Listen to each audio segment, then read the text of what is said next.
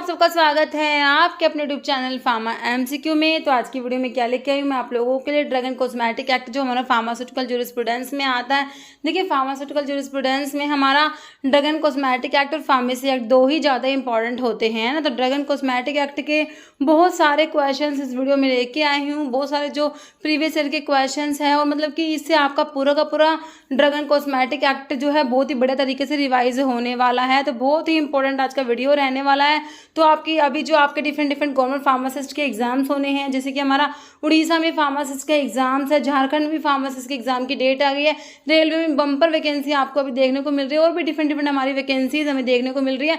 तो बहुत ही इंपॉर्टेंट आज का वीडियो रहने वाला है। ओके, तो स्टार्ट करते हैं। स्टार्ट करने से पहले अगर आप लोग चैनल पर नए हैं, आप चैनल सब्सक्राइब नहीं किया है, चैनल को प्लीज सब्सक्राइब कीजिएगा, वीडियो को लाइक करना, शेयर करना, कमेंट करना, बेल आइकन को प्रेस करना, ताकि जो वाले वीडियोस होते हैं उनके नोटिफिकेशन आप लोगों को मिल सके। ओके, तो देखिए बिना देरी स्टार्ट करते हैं आज का वीडियो। एक्ट देखिए आपको पता है ये कब पास हुआ और इसके रूल्स कब आए। सबसे पहला क्वेश्चन तो यही है, when was drug and cosmetic act पास। तो ड्रग एंड कॉस्मेटिक एक्ट है ये कब पास हुआ था। ओके, तो ये हमारा ये भी एक एग्जाम में महाराष्ट्र में पूछा हुआ क्वेश्चन आई थिंक ये।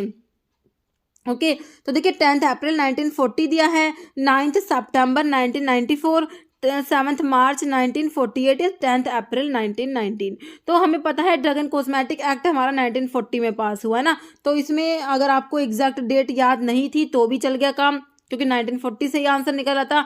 बाकी एग्जैक्ट डेट भी कई बार पूछ लेते, तो हमें याद होना चाहिए कि 10 अप्रैल 1940 है। एग्जैक्ट डेट भी कई बार एग्जाम में क्वेश्चन फंस जाता है इसके ऊपर, तो आप थोड़ा सा याद रख लेना कि 10 अप्रैल 1940 हमने याद रखना है। ओके, तो ड्रग एंड कॉस्मेटिक एक्ट कब पास हुआ, 10 अप्रैल 1940, और इसके जो रूल्स हैं वो 1945 में आए थे। Okay, next drug and cosmetic act was passed in, फिर से वही क्वेश्चन, ये आपका ESIC में पूछा हुआ है। तो हमारा हो गया कब पास हुआ, 1940 में। ऑप्शन आपका ए राइट हो गया।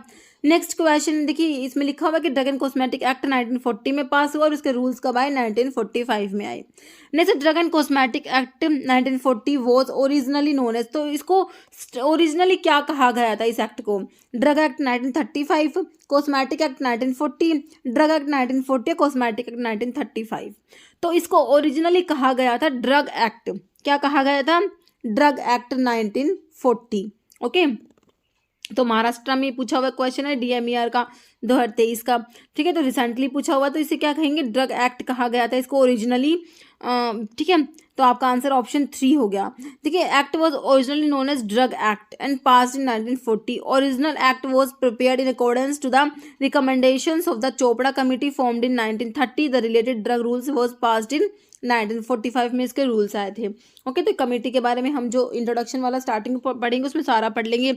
ओके, नेक्स्ट क्वेश्चन देखिए, चैप्टर्स के ऊपर है, विच chapter of the drug and cosmetic act 1940 and rules 1945 is related with the import of drug and cosmetics. अब आपको बताना है import of drug and cosmetics के लिए ड्रग एंड कॉस्मेटिक एक्ट का कौन सा चैप्टर है। इसके जो है डिफरेंट चैप्टर्स हैं, तो उसमें से आपने बताना है 3, चैप्टर नंबर 3 है, 2 है, 4 है या 5 है। ओके, तो import of drug and cosmetics के लिए बताना है आपने, और ये रिसेंटली पूछा हुआ क्वेश्चन है ये वाला, अभी एम्स के एग्जाम में पूछा था मेरे हिसाब से ये। ठीक है, तो import of drug and cosmetics के लिए आप लोग चैप्टर 3 याद रखेंगे, ऑप्शन आपका ए राइट हो जाएगा। ओके, देखिए ड्रग एंड कॉस्मेटिक एक्ट जो है इट इज डिवाइडेड इनटू, इसके 5 चैप्टर्स हैं और 18 पार्ट्स हैं। तो 5 जो चैप्टर्स है उसमें फर्स्ट चैप्टर में इंट्रोडक्शन आता है, सेकंड चैप्टर में constitution of DTAB, DCC and CDL। DTAB मतलब कि ड्रग टेक्निकल एडवाइजरी बोर्ड आता है। और सेकंड चैप्टर में अब आपसे क्वेश्चन अलग से आ जाए कि DTAB जो है कौन से चैप्टर में आएगा, तो चैप्टर 2 में। DCC मतलब कि ड्रग कंसल्टेटिव कमेटी, CDL मतलब सेंट्रल ड्रग लैबोरेटरी। तो सेकंड चैप्टर में आपकी ये तीनों का कॉन्स्टिट्यूशन आ जाएगा। फिर थर्ड चैप्टर जो हमसे पूछा हुआ था import of drug and cosmetics आएगा। ओके, चैप्टर 3 में क्या आएगा, import of drug and cosmetics आता है। फिर चैप्टर 4 में manufacturing sale distribution and of drug and cosmetics, chapter 4 में manufacturing sale distribution of drug and cosmetics. और चैप्टर 4 में तो ये आ गया। अब चैप्टर 4A भी होता है, इसमें provisions related to Ayurveda, Siddha and Unani drugs आ जाएगा। चैप्टर 5 मिसलेनियस है, तो ये ध्यान रखना है। चैप्टर्स के ऊपर भी क्वेश्चन बन सकते हैं, एम्स में पूछा हुआ, और देखिए एक क्वेश्चन आपका आरआरबी में भी पूछा हुआ। ये देखिए चैप्टर 3 पे ही है, chapter 3 of the drug and cosmetic act 1940 and rules 1945 gives information about. Railway का जो लास्ट पेपर हुआ 2019 में हुआ था, है ना, उसमें ये पूछा गया था। तो देखिए अभी एग्जाम में क्या पूछ लिया कि import of drug and cosmetics के लिए कौन सा चैप्टर्स है, और पहले पूछा हुआ चैप्टर 3 किसके लिए था। इस टाइप से मैं आपसे कहती क्वेश्चंस रिपीट होते हैं। ओके, तो वही क्वेश्चन है, बस उसमें क्या करा, ये मतलब घुमा दिया क्वेश्चन को बस थोड़ा सा। देखिए चैप्टर 3 के लिए बताइए, drug technical advisory board D tab, ये तो आपका चैप्टर 2 में आया था, है ना। Manufacturing sale distribution of drug and cosmetics, ये आपका चैप्टर 4 में आया था। Import of drug and cosmetics हमने देखा चैप्टर 3 में आया था, है ना। और provisions related to Ayurveda, Siddha and यूनानी, ये आपका चैप्टर 4 के ए में आया था। ओके, तो ये आपका आंसर होगा clear, option C, import of drug and cosmetics. Next है standards to be compiled under drug and cosmetic act 1940 for drugs imported, manufactured, stocked and exhibited for sale और डिस्ट्रीब्यूशन आर कवर्ड अंडर। देखिए standard to be compiled under drug and cosmetic act के लिए पूछा है ये। देखिए schedule M दिया हुआ है, second schedule, first schedule, schedule L।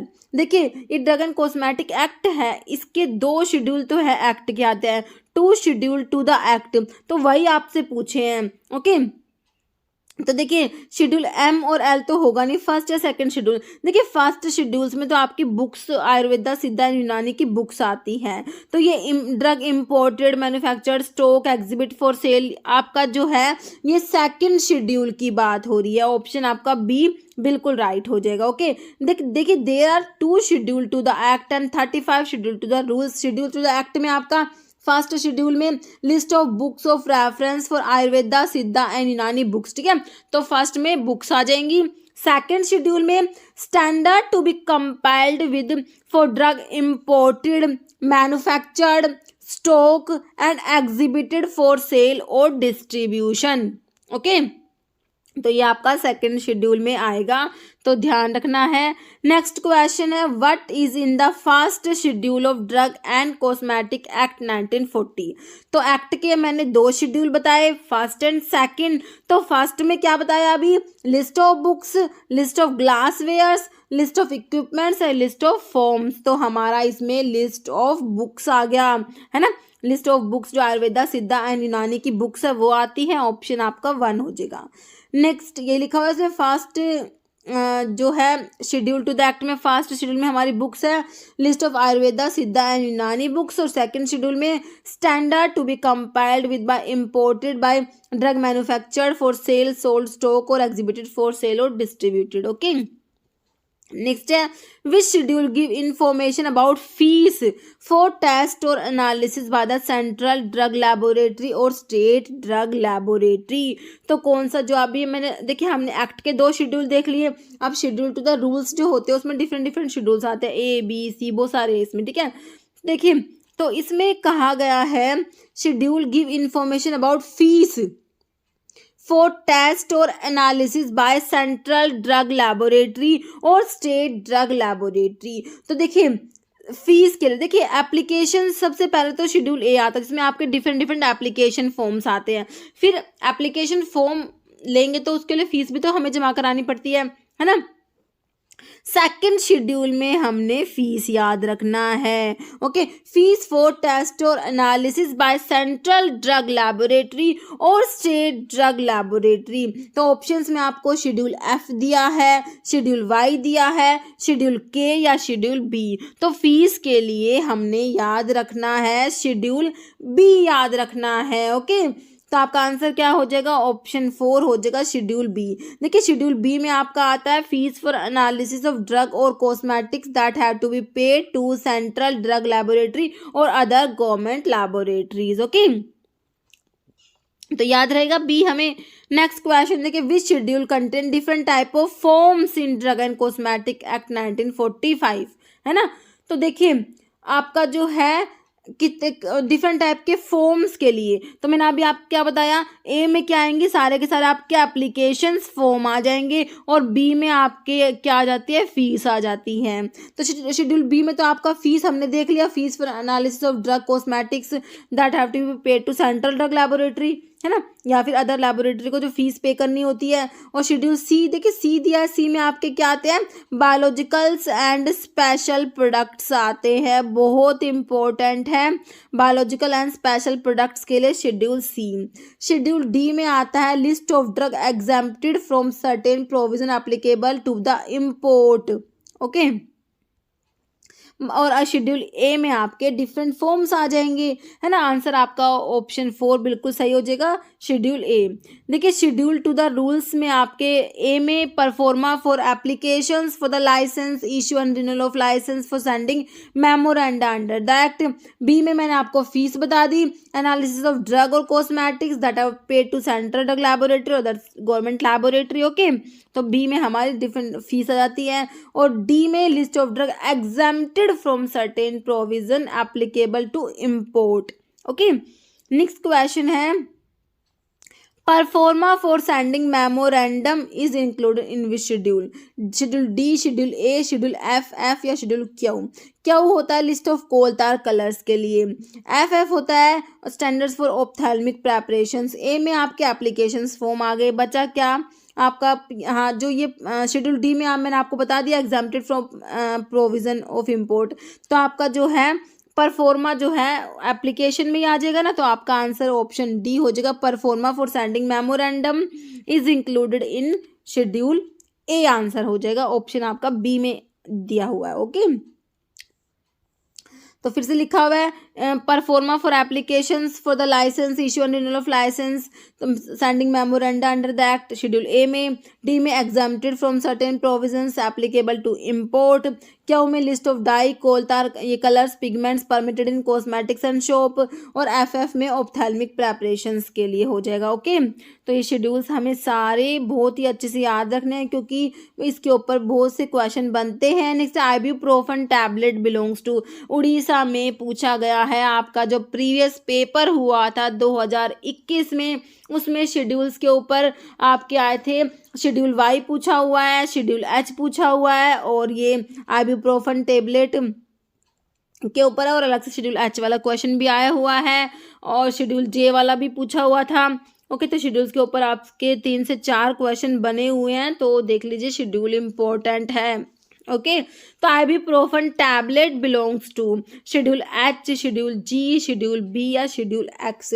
तो ये आपका प्रिस्क्रिप्शन ड्रग्स में आ जाएगा, प्रिस्क्रिप्शन ड्रग के लिए शेड्यूल बता दीजिए, और शेड्यूल जो है एच हो जाएगा जो ऑप्शन ए में दिया हुआ है। तो शेड्यूल एच में आपकी आती है लिस्ट ऑफ प्रिस्क्रिप्शन ड्रग्स आती हैं। ओके, शेड्यूल जी में क्या होता है, क्या आता है, ऐसी ड्रग्स जो मेडिकल सुपरविजन में लेनी होती है। ओके, शेड्यूल बी में मैंने आपको फीस के लिए बता दिया, और एक्स में नारकोटिक ड्रग, साइकोट्रोपिक सब्सटेंस और हैबिट फॉर्मिंग ड्रग्स आ जाएगा। तो इसका आंसर आपका हो गया शेड्यूल एच हो गया। ओके, नेक्स्ट क्वेश्चन देखिए, ये भी उड़ीसा में पूछा हुआ है, poisonous drugs are covered in, तो पॉइजनस ड्रग के लिए शेड्यूल ई आएगा, शेड्यूल एफ आएगा, शेड्यूल वाई या शेड्यूल एक्स। तो इसके लिए हमारा शेड्यूल ई आता है, और आयुर्वेदा, सिद्धा एंड यूनानी के लिए पॉइजन्स की बात करेंगे तो शेड्यूल E1 आएगा। ओके, नेक्स्ट है लिस्ट ऑफ पॉइजन्स, ठीक है, तो शेड्यूल ई में पॉइजनस ड्रग आएंगे तो ये ओमिटेड है। बाकी E1 में अगर आयुर्वेदा, सिद्धा, यूनानी के लिए पॉइजन्स की बात होगी तो E1 याद करना है। Next standards for surgical dressings are given in, ESIC में पूछा हुआ क्वेश्चन है, सर्जिकल ड्रेसिंग्स के जो स्टैंडर्ड है वो कौन से शेड्यूल में आएंगे, शेड्यूल एच। शेड्यूल एच में तो हमने देख लिया, लिस्ट ऑफ प्रिस्क्रिप्शन ड्रग देखा, एफ के लिए है आप किसके लिए, ऑप्थेल्मिक प्रेपरेशंस के लिए। अब बचा F3 और F2। तो सर्जिकल ड्रेसिंग्स है, एक सर्जिकल ड्रेसिंग्स के लिए, एक अम्बिलिकल टेप्स के लिए, है ना। तो सर्जिकल ड्रेसिंग्स के लिए F2 है और स्टैंडर्ड्स फॉर अम्बिलिकल टेप्स के लिए F3 याद रखना है। ओके, आंसर क्या हो गया, ऑप्शन डी हो जाएगा। देखिए शेड्यूल एफ जो होता है ब्लड बैंक के लिए होता है, requirement for operation of blood bank and preparation of blood components. F1 जो है इसमें F1 F2 F3 भी दिया हुआ है, provisions for bacterial vaccines, viral vaccines, antisera diagnostic agent. F2 में स्टैंडर्ड्स फॉर सर्जिकल ड्रेसिंग्स और F3 में स्टैंडर्ड्स फॉर अम्बिलिकल टेप्स और F आपका ऑप्थेल्मिक प्रेपरेशंस के लिए याद रखना है। ओके, नेक्स्ट क्वेश्चन है शेड्यूल एस के ऊपर। शेड्यूल एस किसके लिए है बताइए। देखिए standards for patent and proprietary medicine के लिए कौन सा शेड्यूल होता है, शेड्यूल वी होता है। स्टैंडर्ड फॉर कॉस्मेटिक्स के लिए कौन सा होता है, शेड्यूल एस होता है। स्टैंडर्ड फॉर डिसइंफेक्टेंट फ्लूइड के लिए शेड्यूल ओ होता है। Standards for biological and special products के लिए शेड्यूल सी होता है। आप बता दीजिए आंसर क्या है, option B standard for cosmetics के लिए आपका शेड्यूल एस आ जाएगा। आंसर क्या हो गया, ऑप्शन बी आपका बिल्कुल राइट हो जाएगा। नेक्स्ट क्वेश्चन है, इसमें ये लिखा हुआ है स्टैंडर्ड्स फॉर कॉस्मेटिक्स के लिए एस आ जाएगा, वी में पेटेंट एंड प्रोप्राइटरी मेडिसिन के लिए होता है, डिसइंफेक्टेंट फ्लूइड के लिए ओ होता है, सी में list of biological and immunological products, antibiotic, ophthalmic, lotions, ointments are all product for parental use. Okay, तो पेरेंटल यूज़ के लिए जो भी होते हैं सारे प्रोडक्ट वो सी में आता है, और C1 जो होता है ना वो नॉन पेरेंटल्स के लिए होगा। ओके, C1 में list of drug from biological origin namely alkaloid, hormone, vitamins and antibiotic for oral use. Okay, next question है as per drug and cosmetic act 1940 and rules 1945। Okay, in which of the following condition drug shall be deem to be spurious. Spurious drug के ऊपर question है, तो spurious drug का मैं आपको क्या याद कराती हूँ, SSRI याद करते हैं हम लोग, है ना। स्पूरियस ड्रग क्या होती है, सब्स्टिट्यूशन होती है, रिजेंबल ड्रग होती है और इमिटेशंस होती है ना। तो देखिए it is imported under a name which belongs to another drug if it purports to be product of a manufacturer of whom it is not truly a product। okay? तो बताइए दोनों सही है या कोई भी सही नहीं है। तो स्पूरियस ड्रग के बारे में दोनों बातें सही हैं, ऑप्शन आपका सी हो जाएगा बोथ। ओके, तो स्पूरियस ड्रग में क्या आ जाएगा, if it is imported under a name which belongs to another drug and if it purports to be product of a manufacturer of whom it is not truly a product। Okay, next question है, और देखिए आपको जो है spurious drug, misbranded और adulterated तीनों type की drugs इसमें लिखी हुई है, तो आप लोग इसको पढ़ लीजिए। देखिए मिसब्रांडेड ड्रग्स क्या होती है, not labelled in the prescribe manner. A drug not labelled in the prescribe manner is misbranded. If it contain colour which is not prescribed, misbranded. If it's label bears a false or misleading statement, तो ये भी miss branded में आएगा। तो तीनों बातें miss branded के बारे में याद रखनी है, आपको एग्जाम में क्वेश्चन बनता है यहाँ से। ओके, अडल्टरेटेड का मतलब कि कोई मिलावट करती, मतलब कि if a drug contain filthy और decompose substance, if it has been prepared और पैक्ड और stored under in sanitary conditions, if it contain any harmful or toxic substance, okay, if it mix with substance that decrease its quality or strength, तो ये हमारा है adulterated drug। कुछ भी एक example देख के आपसे डेफिनेशन पूछ सकते हैं एग्जाम में। फिर आती है हमारी स्पूरियस।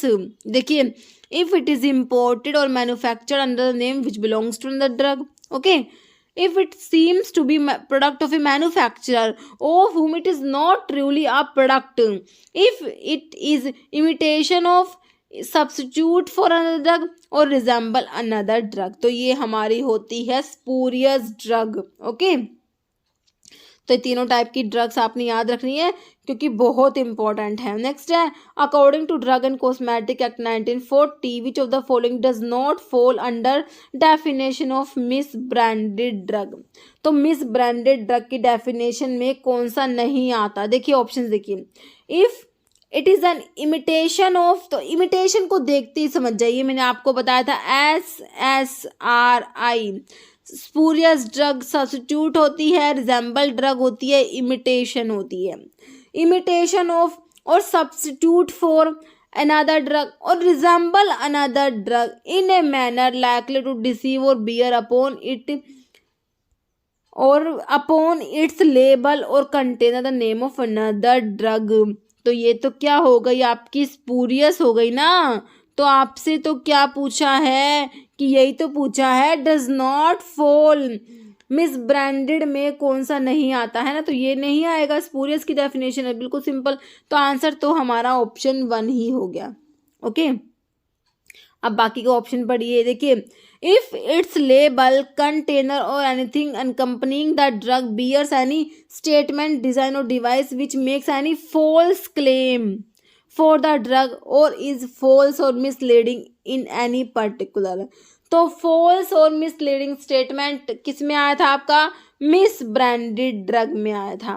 फिर कह रहा है if it is so coloured coated powder और polish that damage is concealed और if it is made to better appear to better और greater therapeutic value than the really is. तो ये जो है कलर जो उसमें प्रिस्क्राइब नहीं है ना, तो ये भी हमारा उसमें आ जाएगा मिस ब्रांडेड में। फिर if it is not labelled in the prescribe manner, तो ये भी हमारा मिस ब्रांडेड में आता है। तो does not fall definition of miss branded में आपका ऑप्शन 1 हो गया। ओके, बाकी तीनों जो है मिस ब्रांडेड की डेफिनेशंस दी हुई है। क्लियर है। नेक्स्ट क्वेश्चन देख लीजिए अब, what should be called the drug if it is an imitation of another drug according to Drug and Cosmetic Act।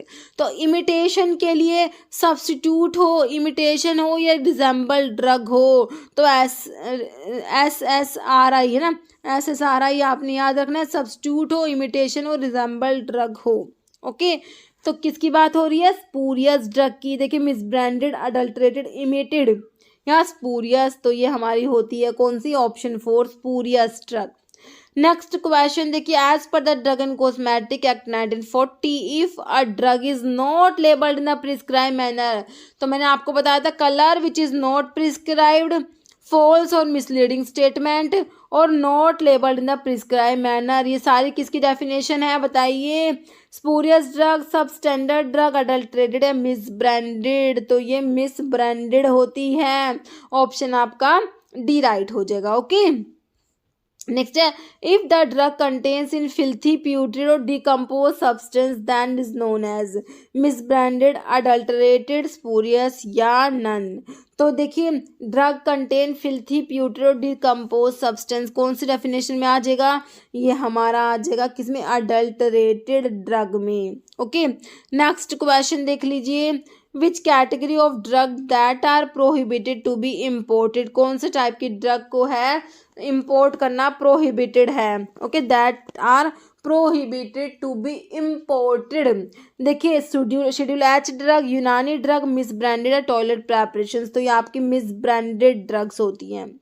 Next question है, स्पूरियस ड्रग्स का मतलब बताइए, तो मैंने आपको बताया SSRI सब्स्टिट्यूट्स होती है, रिजेंबल ड्रग और इमिटेशन। तो देखिए, इमिटेशन, सब्स्टिट्यूट्स और रिजेंबल ड्रग दिया है, तो आंसर क्या करेंगे आप लोग, ऑल ऑफ द अबव, है ना।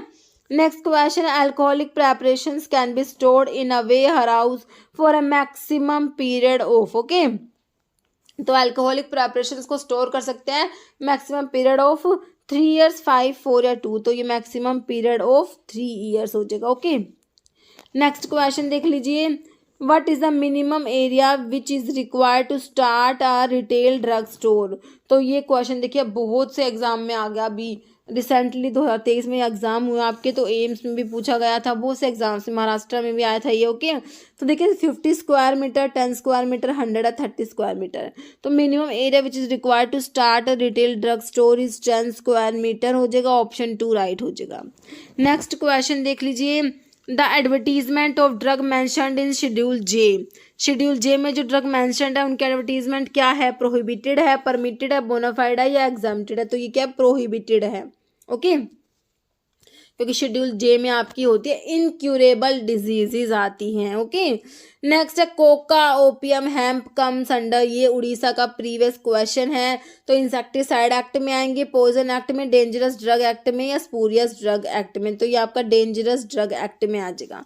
ओके, नेक्स्ट क्वेश्चन क्या है, form used for licence to cell, stock और एग्जिबिट फॉर सेल और distribute by retail drug specified in schedule C C1। देखिए, ये फॉर्म्स जो हैं इनको आपने अच्छे से याद करना है, क्योंकि देखिए लास्ट टाइम पे इसके ऊपर भी एक क्वेश्चन बना हुआ है, उड़ीसा में भी पूछा गया था इसके ऊपर। ओके, देखिए CC1, तो CC1 के लिए हमने 21 याद रखना है ना। Form use for licence to cell stock और exhibit for sale distribution by retail, retail का पूछा है। अब रिटेल के लिए आपको इसको ऐसे कैसे रहने देना, 21 का 21 ही। अगर रिस्ट्रिक्टेड लाइसेंस के लिए होता तो 21 के आगे ए लगा देते, होलसेल होता तो 21 के आगे बी लगा देते, होलसेल विद मोटर व्हीकल होता तो 21 के आगे 2 बार बी लगा देते। बस आपने यही बातें इसमें याद रखनी है, किसके लिए, शेड्यूल CC1 के लिए। ओके, इसमें एक्स इंक्लूड नहीं है, सिर्फ क्या है CC1 के लिए है। तो फॉर्म नंबर 20, 20A, 21 और 21B। तो हमने बता दिया रिटेल के लिए CC1 के लिए हमारा 21 आ जाएगा, ऑप्शन आपका सी राइट हो जाएगा, फॉर्म नंबर 21। ओके, अभी यहाँ पर जो है देखिए मैंने फॉर्म नंबर लिखे भी हुए हैं, आप लोग ना यहाँ से भी जो है इनको देख लीजिए। देखिए other than those specified in schedule CC1X, other than CC1X के लिए आपने 20 याद रखना है। तो रिटेल के लिए सिंपल 20 हो जाएगा, रिस्ट्रिक्टेड के लिए ए लगाना बताया, 20 के आगे ए लगाइए, होलसेल के लिए बी बताया, 20 के आगे बी लगाइए, होलसेल विद मोटर व्हीकल के लिए 2 बार बी लगाया तो 20 के आगे 2 बार बी लगा दीजिए, सिंपल है बिल्कुल। फिर आपका एक्स ड्रग के लिए आपने ना रिटेल और होलसेल का याद रखना है। तो एक्स के रिटेल के लिए 20F आता है, होलसेल के लिए 20G आता है, याद रखना है, बहुत इंपॉर्टेंट है। और CC1 एक्सक्लूडिंग एक्स है ना, तो CC1 के लिए मैंने 21 बताया, रिटेल के लिए 21 को 21 रहने दीजिए, रिस्ट्रिक्टेड के लिए 21 के आगे ए लगाइए, होलसेल के लिए 21 के आगे बी लगाइए, और होलसेल विद मोटर व्हीकल के आगे 21 के आगे 2 बी लगाइए। ओके, तो ये आपके हो गए फॉर्म नंबर। नेक्स्ट है form for the issue of licence to cell stock exhibit for sale और distribute drug specified in schedule X in retail. अभी देखिए एक्स के लिए बताया, क्या तो होलसेल के लिए होगा या रिटेल के लिए होगा, है ना। तो एक्स के रिटेल के लिए मैंने क्या बताया, 20 के आगे बताइए एफ बताया, होलसेल में क्या बताया 20 के आगे जी बताया, ऑप्शंस में क्या दिया है 20F, 20G, 21A या 21। तो क्या हो जाएगा, रिटेल का पूछा है तो 20 के आगे एफ लगाना है, ऑप्शन आपका ए राइट हो जाएगा। 20G हो जाता अगर यहाँ पर आपका जो है क्या लिखा होता, फॉर्म फॉर द, ये रिटेल जो रिटेल है, रिटेल की जगह अगर होलसेल होता तो आप लोग 20 के आगे जी लगा देते। 21 आपका CC1 के लिए बताया, CC1 एक्सक्लूडिंग एक्स के लिए 21 के आगे ए लगा हुआ है तो रिस्ट्रिक्टेड लाइसेंस की बात हो रही है, और सिंपल 21 है तो रिटेल की बात हो रही है। ओके, CC1 के रिटेल के लिए। नेक्स्ट क्वेश्चन हो गया हमारा, ये देखिए नेक्स्ट है licence for wholesale of drug. पहले तो होलसेल की बात हो रही है, इसको पकड़ लीजिए, wholesale of drug other than those specified in schedule CC1X।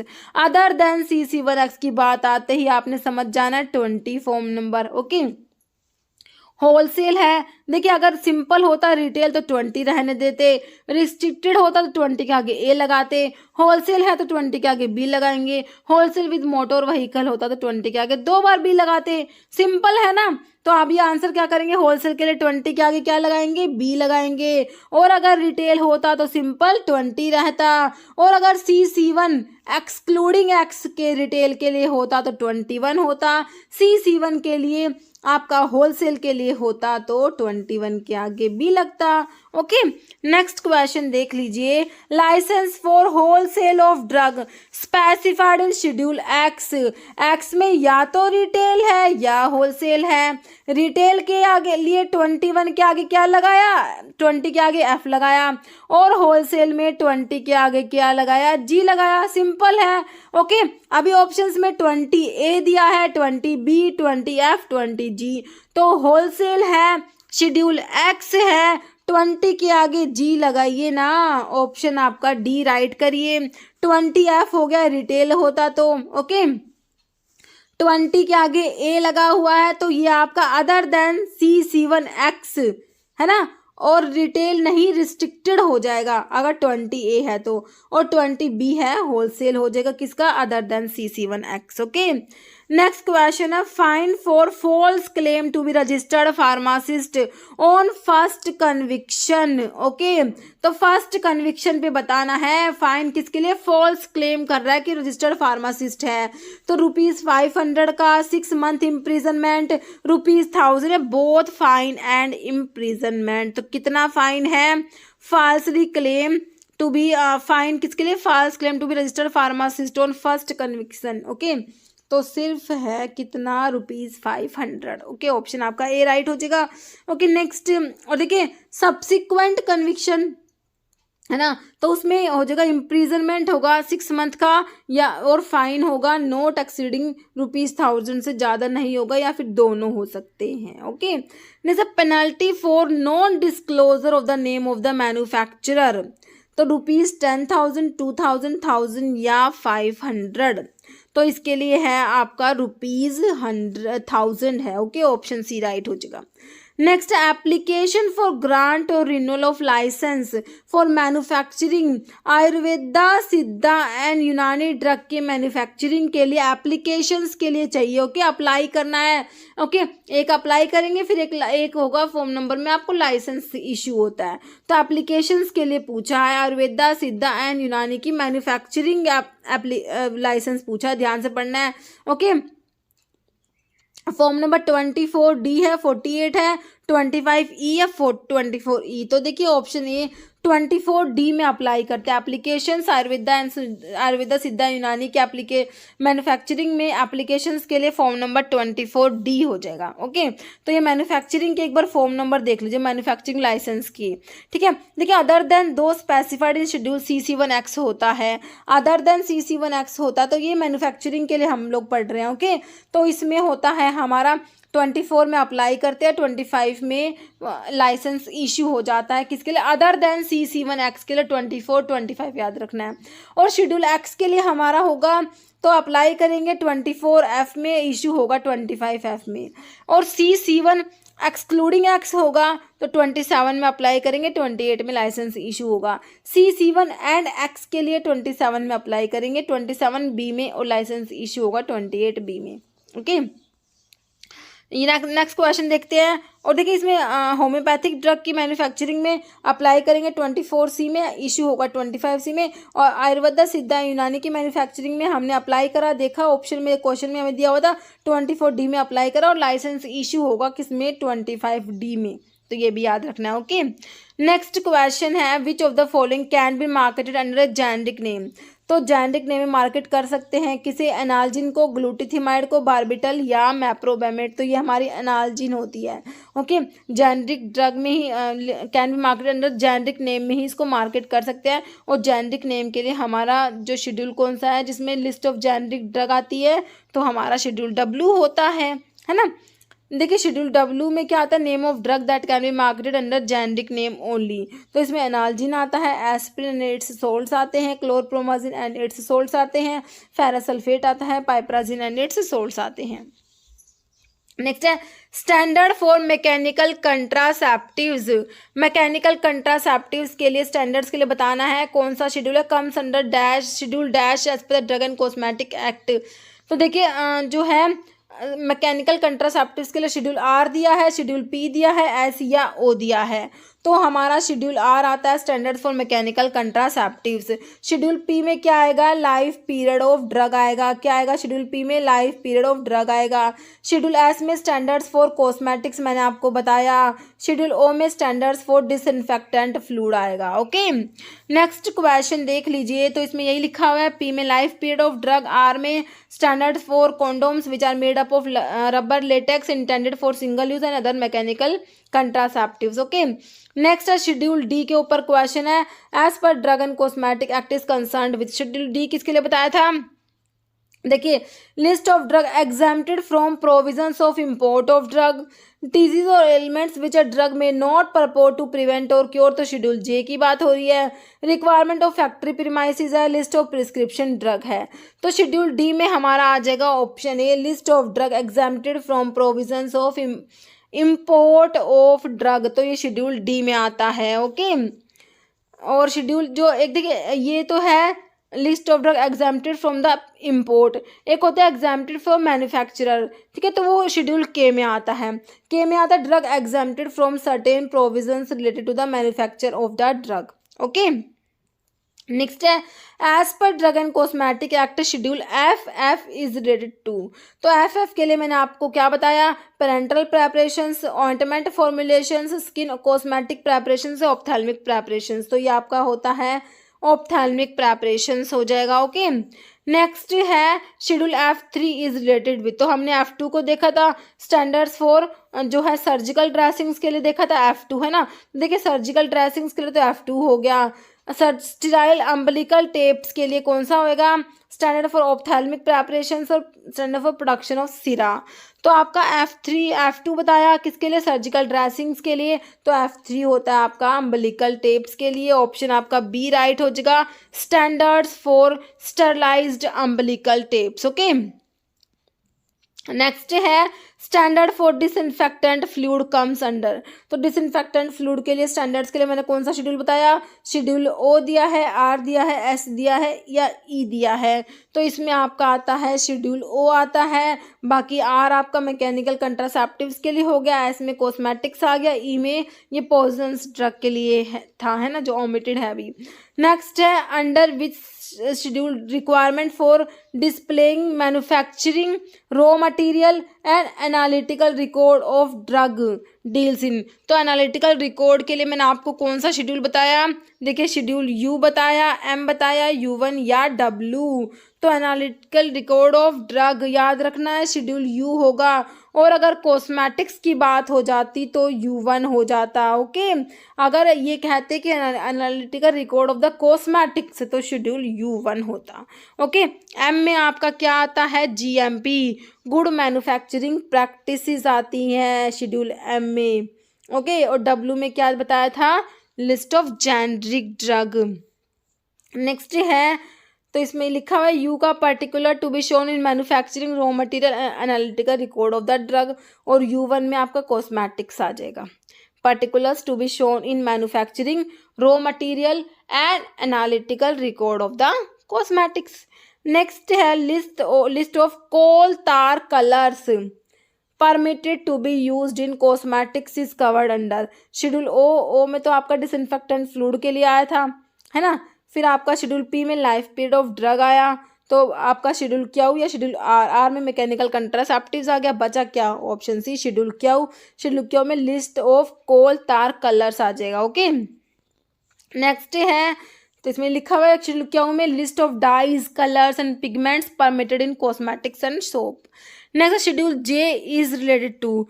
तो शेड्यूल जे किससे रिलेटेड है, GMP। तो GMP से रिलेटेड कौन सा है, हमारा शेड्यूल एम है। Curable disease, list of disease and ailments which the drug can not claim. Pack size of drug के लिए शेड्यूल P1 आता है। तो क्यूरेबल नहीं होता, इनक्यूरेबल डिजीज के लिए है, list of disease and ailments which the drug can not claim to cure, या फिर इनक्यूरेबल डिजीज के लिए आपका शेड्यूल जे आता है। ओके, नेक्स्ट शेड्यूल जे देखिए, डिजीज और elements which drug may not purport to prevent or cure, incurable diseases के लिए हमारा शेड्यूल जे आएगा। ओके, जैसे कि कैंसर हो गया, है ना, डायबिटीज हो गया। नेक्स्ट क्वेश्चन है schedule C is related to. तो शेड्यूल सी जो है किससे रिलेटेड है, list of biological and immunological product, list of homeopathy product, list of Ayurvedic product, list of allopathic product. तो शेड्यूल सी में आपका आता है बायोलॉजिकल एंड स्पेशल प्रोडक्ट्स आता है, ऑप्शन आपका ए हो जाएगा, list of biological and immunological product आ जाएगा शेड्यूल सी में। नेक्स्ट है which of the following schedule include shelf life of drug. तो लाइफ पीरियड ऑफ ड्रग के लिए मैंने आपको क्या बताया, शेड्यूल एफ है, शेड्यूल एम है, शेड्यूल जी है, शेड्यूल पी। तो लाइफ पीरियड ऑफ ड्रग के लिए शेड्यूल पी आपने याद रखना है, तो शेल्फ लाइफ ऑफ ड्रग आपका आ जाएगा शेड्यूल पी में आ जाएगा, याद रखना है। ओके, नेक्स्ट है बायोलॉजिकल एंड बायोटेक्नोलॉजिकल प्रोडक्ट। तो ये बायोलॉजिकल एंड स्पेशल प्रोडक्ट्स के लिए अभी बायोलॉजिकल इम्यूनोलॉजिकल प्रोडक्ट्स बोल दीजिए, एक ही बात है। शेड्यूल ए में तो हमारे सारे एप्लीकेशन फॉर्म्स आ गए थे, बी में फीस के लिए आया था, तो आंसर क्या हो जाएगा, ऑप्शन सी हो जाएगा, शेड्यूल C C1 में। ओके, बाकी एक्स में क्या आता है, ये नार्कोटिक ड्रग, साइकोट्रॉपिक सब्सटेंस, ये सब आ जाएंगे। ओके, नेक्स्ट है list of drug which should be used by patients under medical supervision is covered under dash as per drug and cosmetic act. तो मेडिकल सुपरविजन वाली ड्रग्स के लिए कौन सा शेड्यूल है? शेड्यूल जी, एच, आई या जे? तो शेड्यूल जी में आता है हमारी लिस्ट ऑफ ड्रग्स जो मेडिकल सुपरविजन में लेनी होती है। ओके, ऑप्शन आपका ए राइट हो जाएगा। Next, as per drug and cosmetic act schedule T states that. तो शेड्यूल टी किसके बारे में होता है? Requirement of factory premises for manufacturing of medical devices, requirement of factory premises for the manufacturing of homeopathic drug, requirement of factory premises for the manufacture of Ayurveda, Siddha and Unani drugs, requirement factory premises for the manufacture of allopathy drug. देखिए GMP के लिए आप लोग schedule जो है M पढ़ते हैं, लेकिन अगर जीएमपी होता है आयुर्वेदा, सिद्धा एंड यूनानी के लिए तो शेड्यूल टी की बात आती है। तो ये हो जाएगा requirement of factory premises for the manufacture of Ayurveda, Siddha and Unani drugs. Okay, next question है, देखिए लिस्ट, इसमें यही लिखा हुआ है शेड्यूल जी के बारे में और टी के बारे में बता दिया। जी में हमने देख लिया जो मेडिकल सुपरविजन में लेनी होती है, list of substance that are required to be used under only under medical supervision and which are to be labelled accordingly. और टी में आपका हो जाएगा requirement of factory premises and hygiene conditions for Ayurveda, Siddha and Unani drugs. Okay, next है schedule dash of drug and cosmetic act include requirement and guideline on clinical trial for import and manufacture of new drug. तो ये आपका उड़ीसा में पूछा हुआ question है 2021 में। ठीक है, तो ये जो है क्लिनिकल ट्रायल्स वाला पूछा था। तो मैंने आपको बता रखा है शेड्यूल्स में क्लिनिकल ट्रायल्स को देखते ही हमने समझ जाना है कि शेड्यूल वाई की बात हो रही है ना। तो शेड्यूल डब्ल्यू दिया है, शेड्यूल एक्स, वाई या वी। तो आंसर क्या हो जाएगा? शेड्यूल वाई हो जाएगा। शेड्यूल वी में क्या आता है?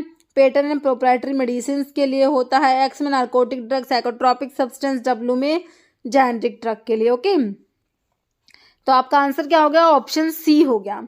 नेक्स्ट क्वेश्चन देख लीजिए, तो इसमें ये एक बार देख लीजिए, डब्ल्यू में जेनेरिक नेम वाली ड्रग्स आएंगी और एक्स में नार्कोटिक साइकोट्रॉपिक सब्सटेंस आ गए, है ना, for which special control measures have been laid down. और वाई का आपने क्लिनिकल ट्रायल याद रखना है, requirement and guidelines on clinical trials for import manufacture of new drug. Okay, next question देखिए, as per drug and cosmetic act schedule N is related with.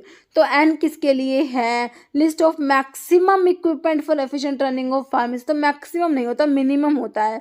Area for opening retail pharmacy, list of minimum equipment for efficient running of pharmacy आपका आता है schedule N में आता है। Okay, तो आपका answer क्या हो जाएगा? ऑप्शन सी हो जाएगा। बाकी area required to open wholesale drug store लिखा हुआ है। ओके, नेक्स्ट इसमें देखिए list of minimum equipment for efficient running of pharmacy आपका शेड्यूल एन में आता है। जैसे cure for blindness is an example of the following advertisement. Orissa में पूछा हुआ है प्रीवियस क्वेश्चन आपका ये। Okay, cure for blindness is an example of following advertisement. तो मैंने आपको बताया था कि जो हमारा शेड्यूल जे है इसमें इनक्यूरेबल डिजीज आती है, जैसे कि ब्लाइंडनेस हो गया। तो कह रहे हैं कि क्योर, अगर किसी ने कह दिया कि ब्लाइंडनेस को क्योर कर सकते हैं, cure for blindness N example of the following advertisement, तो किस में आएगा ये?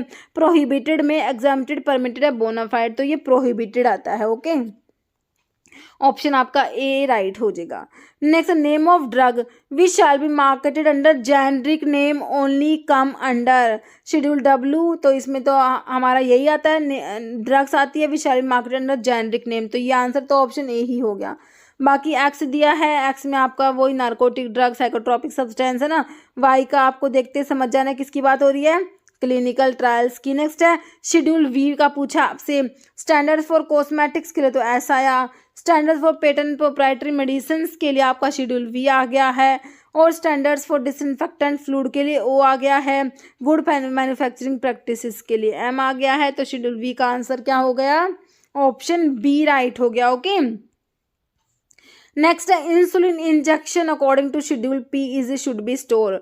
ठीक है, तो शेड्यूल पी में आप shelf life of drug, life period of drug देखते हैं। तो इंसुलिन इंजेक्शंस को है उनको स्टोर करने के लिए बताइए at temperature 2 degree Celsius to 8 degree Celsius and it must not allowed to freeze at temperature which not exceed 5 degree Celsius, at temperature which not exceed 20 degree Celsius, cold place में। तो option A हो जाएगा at temperature 2 degree Celsius to 8 degree Celsius and it must not allowed to freeze. Okay, next question देख लीजिए, list of disease and ailments which a drug may not purport to prevent or cure or may claim to prevent or cure under drug and cosmetic rules 1945 is given under. तो ये वही है, list of incurable disease के लिए मैंने आपको क्या बताया, शेड्यूल जे बताया है ना, ऑप्शन आपका ए हो जाएगा। बाकी शेड्यूल के में list of drug exempted from the provision applicable to manufacture. Okay, और एम में वही आपका जीएमपी और पी में life period of drug. Next blood bank comes under the schedule. तो ब्लड बैंक के लिए बताइए, शेड्यूल बी दिया है तो बी में तो आपने फीस याद रखनी है। डी में जो exempted from the provision applicable to the import याद रखना है। जो डी में क्या है, इम्पोर्ट वाला है, याद रखना है। एफ में आपका ब्लड बैंक आ जाएगा, ऑप्शन आपका सी राइट हो जाएगा। बाकी जी को देखते ही समझ जाना है कि शेड्यूल जी किसके लिए है, जो मेडिकल सुपरविजन वाली ड्रग्स होती है। Next schedule x provide list of, x में क्या आता है, नार्कोटिक ड्रग आता है, साइकोट्रोपिक सब्सटेंस आता है, रिस्ट्रिक्टिव ड्रग भी आ जाएगा। तो आंसर क्या कर देंगे, all of the above. Okay, next question है, which one of the following drug is placed in schedule X. तो एक्स में आपकी narcotic drug, psychotropic substance, habit forming drugs आती है। तो सिप्रोफ्लॉक्सासिन दिया है, डेक्सामेफेटामिन दिया है, पैरासीटामोल, टोल, ब्यूटामाइड। तो शेड्यूल एक्स में कौन सी ड्रग आ जाएगी आपकी, डेक्सामेफेटामिन आ जाएगा। Okay, option D. Next option B, sorry, okay मैंने डी बोल दिया, तो मैंने आपको जो है डेक्सामेफेटामिन बता दिया, ऑप्शन बी है ये। Next example of schedule G drug, schedule G की ड्रग बताइए जो मेडिकल सुपरविजन में लेनी होती है ना, वो आती है शेड्यूल जी में। बताइए, मेटफॉर्मिन, इनालाप्रिल, सेफिरोक्सिम, बार्बिटल। तो ये मेटफॉर्मिन जो आपकी ओरल हाइपोग्लाइसेमिक्स में आती है ना, मेटफॉर्मिन, तो ये शेड्यूल जी की ड्रग है। ओके, नेक्स्ट क्वेश्चन है, schedule x of drug and cosmetic act comprise. तो एक्स में आपको नार्कोटिक ड्रग, साइकोट्रोपिक सब्सटेंस सब बताया। तो लिस्ट ऑफ इनक्यूरेबल डिजीज के लिए तो आपने शेड्यूल जे पढ़ लिया। गाइडलाइन फॉर क्लिनिकल ट्रायल्स के लिए आपने शेड्यूल क्लिनिकल ट्रायल्स को देखते ही समझ गए कि शेड्यूल वाई की बात हो रही है। जेनेरिक ड्रग को देखते ही समझ गए कि हम लोग तो ये शेड्यूल डब्ल्यू की बात हो रही है। तो एक्स के लिए क्या हुआ, कुछ भी नहीं आया, तो आंसर ऑप्शन डी हो जाएगा, नन ऑफ द अबव, है ना। नेक्स्ट क्वेश्चन है, injection, syringes and needles are covered under. तो इंजेक्शन, सिरिंजेस और निडल्स के लिए शेड्यूल ए में तो सारे एप्लीकेशन फॉर्म आ गए, बी में फीस आ गई, शेड्यूल डी में list of drug exempted from the application applicable to the import आ गया। तो बचा क्या, शेड्यूल सी में list of biological and special products आते हैं ना, तो ऑप्शन सी राइट हो जाएगा। नेक्स्ट है, Ayurvedic and Unani poisons are listed in the following schedule.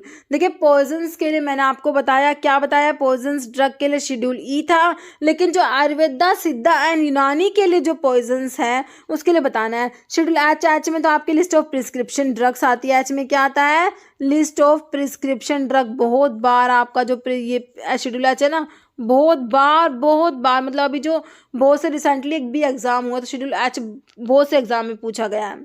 जी में जो मेडिकल सुपरविजन में देनी होती है ना। Y clinical trials. बचा क्या, शेड्यूल E1, ठीक है। तो आयुर्वेदा, सिद्धा, यूनानी के लिए पॉइजन्स की बात करेंगे तो शेड्यूल E1 आ जाएगा, ऑप्शन डी।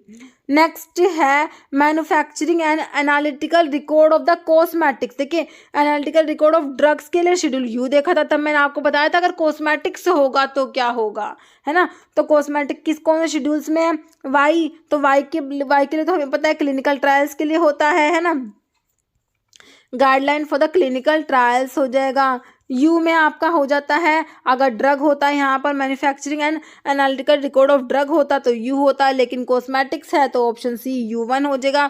और वी के लिए हमें पता है standards for patent and proprietary medicines.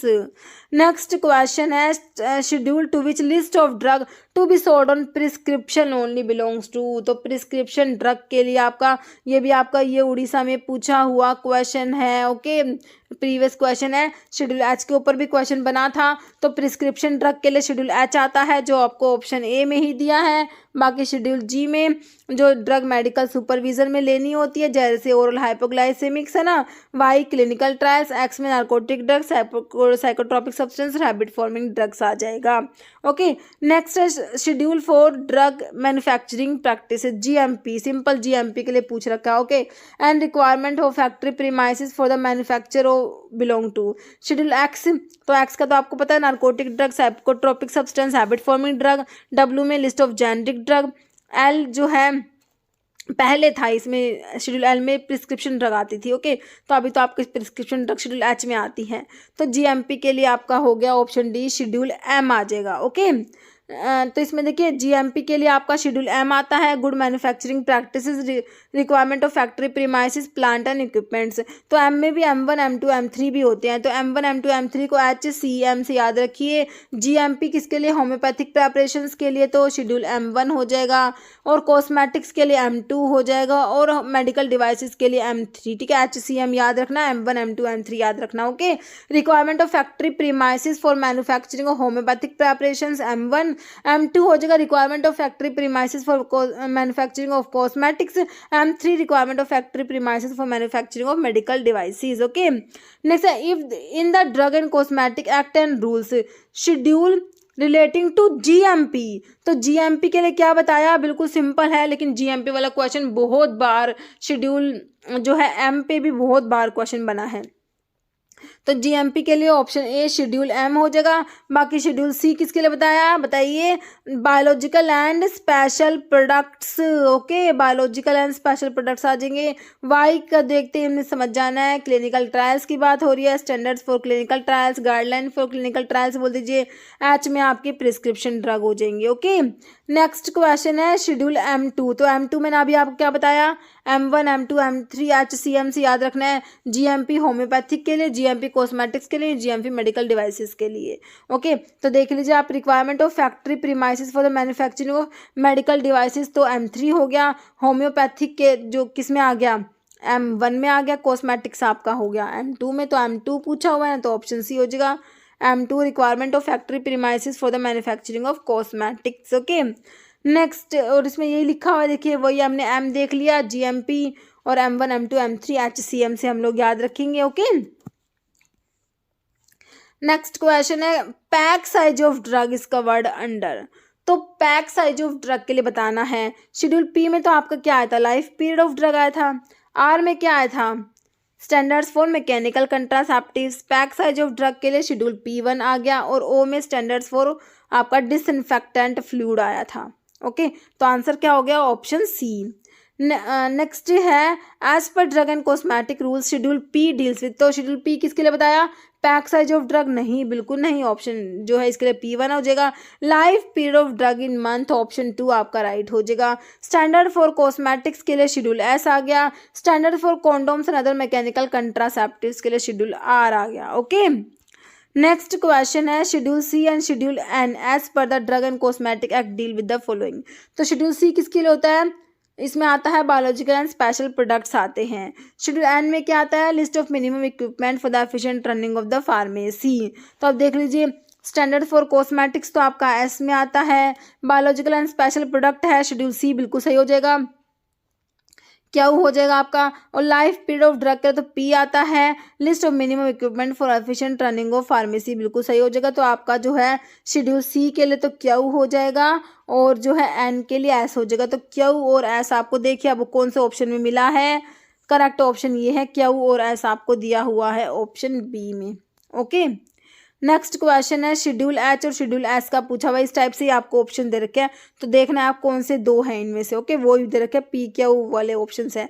देखिए एच में मैंने क्या बताया, प्रिस्क्रिप्शन ड्रग आई है ना, तो prescription drug which are required to be sold by retail only on prescription of RMP, तो ये शेड्यूल एच है। Standard for cosmetics schedule S है, तो आपके फर्स्ट वाले पी और क्यू ही आंसर निकल गया।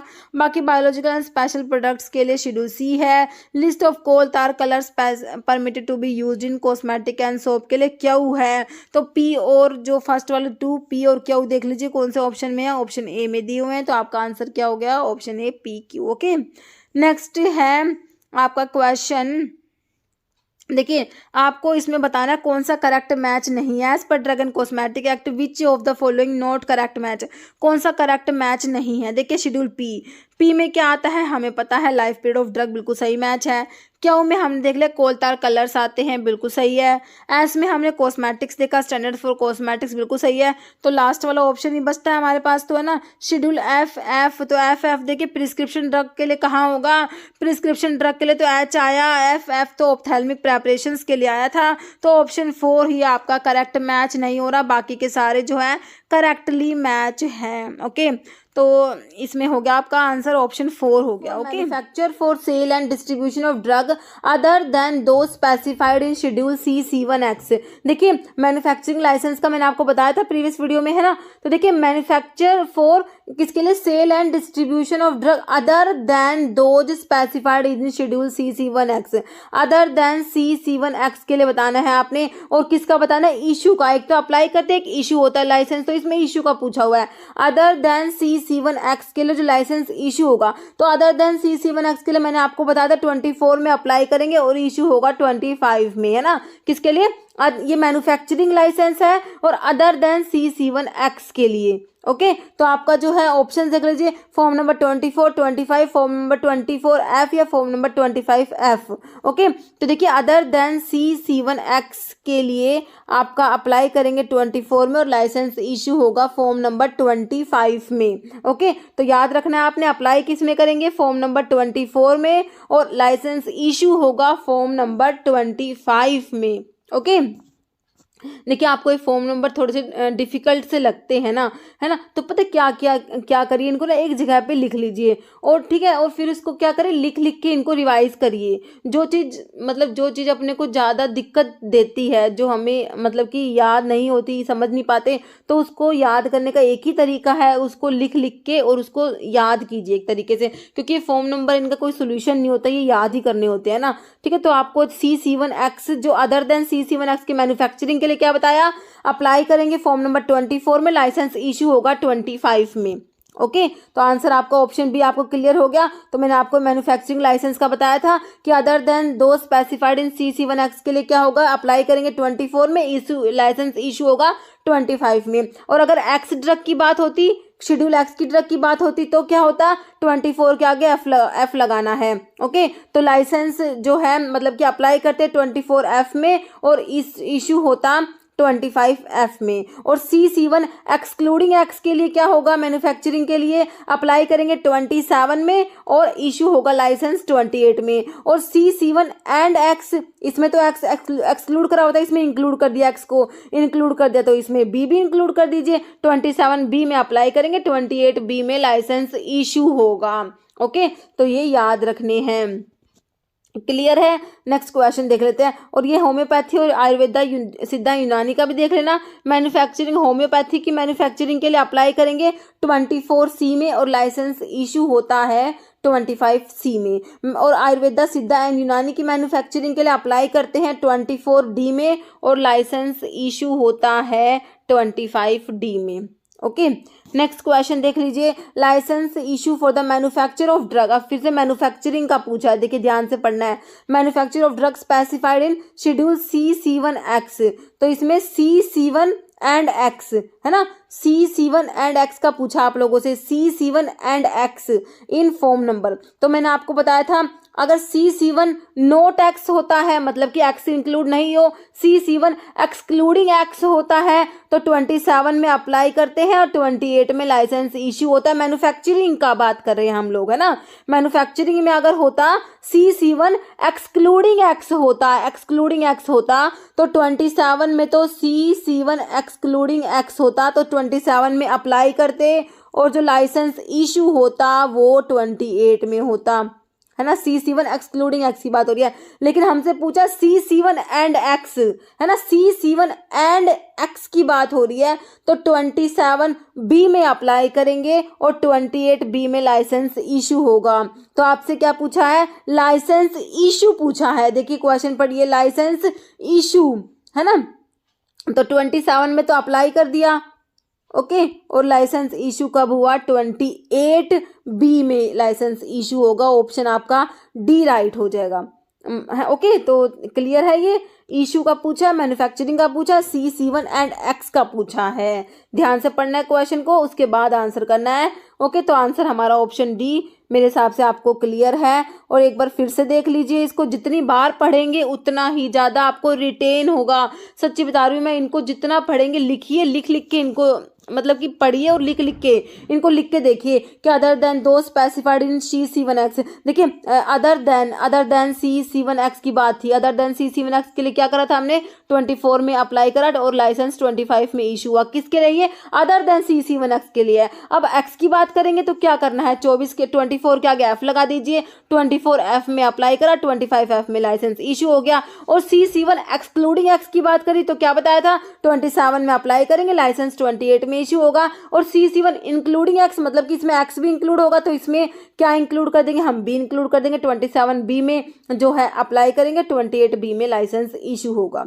ओके, नेक्स्ट क्वेश्चन देख लीजिए, which of the following agency is not classified as an executive agency for administration of the act under the provision of drug and cosmetic act 1940। Okay, executive agency में कौन सा नहीं आता? देखिए, licensing authority है, drug inspector है, drug consultative committee है, या कस्टम कलेक्टर है। ओके, तो एग्जीक्यूटिव में हमारा कौन सा नहीं आएगा, ड्रग कंसल्टेटिव कमिटी जो है एग्जीक्यूटिव में नहीं आती। और बाकी तीनों जो है ये हमारी लाइसेंसिंग अथॉरिटी है, ड्रग इंस्पेक्टर है और कस्टम कलेक्टर है, ये एग्जीक्यूटिव एजेंसी में आ जाएंगे। देखिए इसमें लिखा हुआ है for the efficient administration of the act and rules, drug and cosmetic act की बात हो रही है, following agencies have been provided. देखिए इसमें तो एडवाइजरी होती है, एक एनालिटिकल होती है और एक और कौन सी होती है, एग्जीक्यूटिव होती है। तो एडवाइजरी में तो आपका जैसे DTAB हो गया और ड्रग कंसल्टेटिव कमेटी किस में आएंगी, एडवाइजरी बॉडीज में आएंगे। एनालिटिकल में जैसे आपकी सेंट्रल ड्रग लैबोरेटरी हो गया, drug control laboratory in states हो गया, गवर्नमेंट एनालिस्ट हो गया। एग्जीक्यूटिव में कौन कौन सी आती है, तो ये नाम आपको पता होने चाहिए, एग्जाम में आ जाता है कि एडवाइजरी में कौन सी है। ठीक है, तो आपको एक ऑप्शन ये दे दिया, बाकी तीन अलग दे दिए, है ना। तो ड्रग टेक्निकल DTAB और DCC drug consultative committee advisory में आ गई। एनालिटिकल में central drug laboratory, drug control laboratory in states and government analyst आ जाएगा। एग्जीक्यूटिव में आपका licensing authority, controlling authority, drug inspector and custom collectors आ जाएंगे। ओके, नेक्स्ट क्वेश्चन देखिए, which of the following administrative bodies involve as analytical committee. अब इसमें analytical के लिए आपसे पूछा है for the efficient running of pharmacy as per the pharmacy act. देखिए ड्रग इंस्पेक्टर डिपार्टमेंट है, ड्रग कंसल्टेटिव कमेटी है, ड्रग टेक्निकल एडवाइजरी बोर्ड, तो ये DTAB जो है और ड्रग कंसल्टेटिव कमेटी है, तो आपकी किस में एडवाइजरी में आई थी ना, सेंट्रल ड्रग लैबोरेटरी, तो आपकी एनालिटिकल कमेटी में ये आ जाएगा, सेंट्रल ड्रग लैबोरेटरी आ जाएगा। ओके, तो आंसर आपका क्या हो जाएगा, ऑप्शन डी हो जाएगा। नहीं तो DTAB इज कॉन्स्टिट्यूटेड बाय, तो DTAB की फुल फॉर्म पता होनी चाहिए, ड्रग टेक्निकल एडवाइजरी बोर्ड होता है, तो इसको कॉन्स्टिट्यूट कौन करता है, state government, PCI, DCTE, central government, तो सेंट्रल गवर्नमेंट करेगी, ऑप्शन आपका डी राइट हो जाएगा। ओके, नहीं sir DTAB has dash x officio members, members important है, DTAB के मेंबर्स इंपॉर्टेंट है। ओके, तो कितने एक्स ऑफिशियो मेंबर्स होते हैं, 5 होते हैं, 6 होते हैं, 4 या 8 एक्स ऑफिशियो मेंबर्स जो होते हैं ना, इसमें 8 होते हैं। ओके, कितने होते हैं x officio members, 8 x officio members होते हैं DTAB में। ओके, तो DTAB के मेंबर्स की बात कर लेते हैं एक बार। देखिए ड्रग टेक्निकल एडवाइजरी बोर्ड होता है इसका full form, constituted by central government to advise central and state government and technical matters. Okay, constitution जो होता है DTAB का वो होता है ड्यूरेशन ऑफ 3 इयर्स के लिए। चेयरपर्सन जो है DTAB का वो कौन है, director general of health service. Okay, DGHS। Okay, members की बात कर लेते हैं, तो इलेक्टेड मेंबर 5 होते हैं, 5 नॉमिनेटेड और 8 ex officio. Okay, 5, 5, 8, 5 elected, 5 nominated और 8 होते हैं x officio members. Elected members की बात कर लीजिए, 1 teacher in pharmacy, 1 teacher in pharmacology, 1 teacher in medicine, 1 person elected by Indian Pharmaceutical Association, 1 person elected by Council of Central Medical Association। फिर आपके nominated members होते हैं, 5 होते हैं, इंपॉर्टेंट है। 2 तो क्या होते हैं, सेंट्रल गवर्नमेंट नॉमिनेट करेगी। देखिए 2 person nominated by central government from amongst member who are in charge of drug control in state. 2 government analyst होते हैं, 1 पर्सन होता है फ्रॉम फार्मास्यूटिकल इंडस्ट्री से। और जो एक्स ऑफिशियो मेंबर 8 है, तो 8 के नाम आपको याद होने ही चाहिए। Director general of health service होता है, director of central drug research institute Lucknow, director of central drug laboratory Kolkata, director of Indian veterinary research institute Izatnagar, director of central research institute Kasauli, president of PCI, president of MCN, drug controller of India. ये हमारे ex officio members होते हैं DTAB के। Next question है, according to drug and cosmetic act 1940 and rules 1945 for the drug technical advisory board, how many persons are to be nominated by central government from amongst member who are in charge of drug control in state। तो मैंने अभी आपको बताया D tab के nominated members के बारे में हमने पढ़ा, तो 2 मेंबर मैंने आपको बताया कि सेंट्रल गवर्नमेंट नॉमिनेट करती है ना। कितने member, how many members are to be nominated by central government from amongst member who are in charge of drug control in state. कितने होते हैं, 2, 4, 6 या 5 दिए हुए हैं, तो आपका होता है 2 मेंबर्स सेंट्रल गवर्नमेंट नॉमिनेट कर रही थी, है ना। तो आंसर ऑप्शन ए हो जाएगा। ओके, एम्स में पूछा हुआ क्वेश्चन अभी recently. Next 2 x officio members of drug technical advisory board D tab के, मैंने कहा था एक्स ऑफिशियो 8 के 8 नाम याद होने चाहिए, तो पूछे 2 एक्स ऑफिशियो पूछे, इनमें से कौन से दिए हुए हैं। Okay, D drug technical advisory board under drug and cosmetic act, देखिए drug controller general of India and the president of medical council of India, drug controller general of India and the secretary PCI, secretary pharmacy council of India and director. NIPER का इसमें कुछ काम नहीं है, NIPER हमने पढ़ा ही नहीं इसमें ना।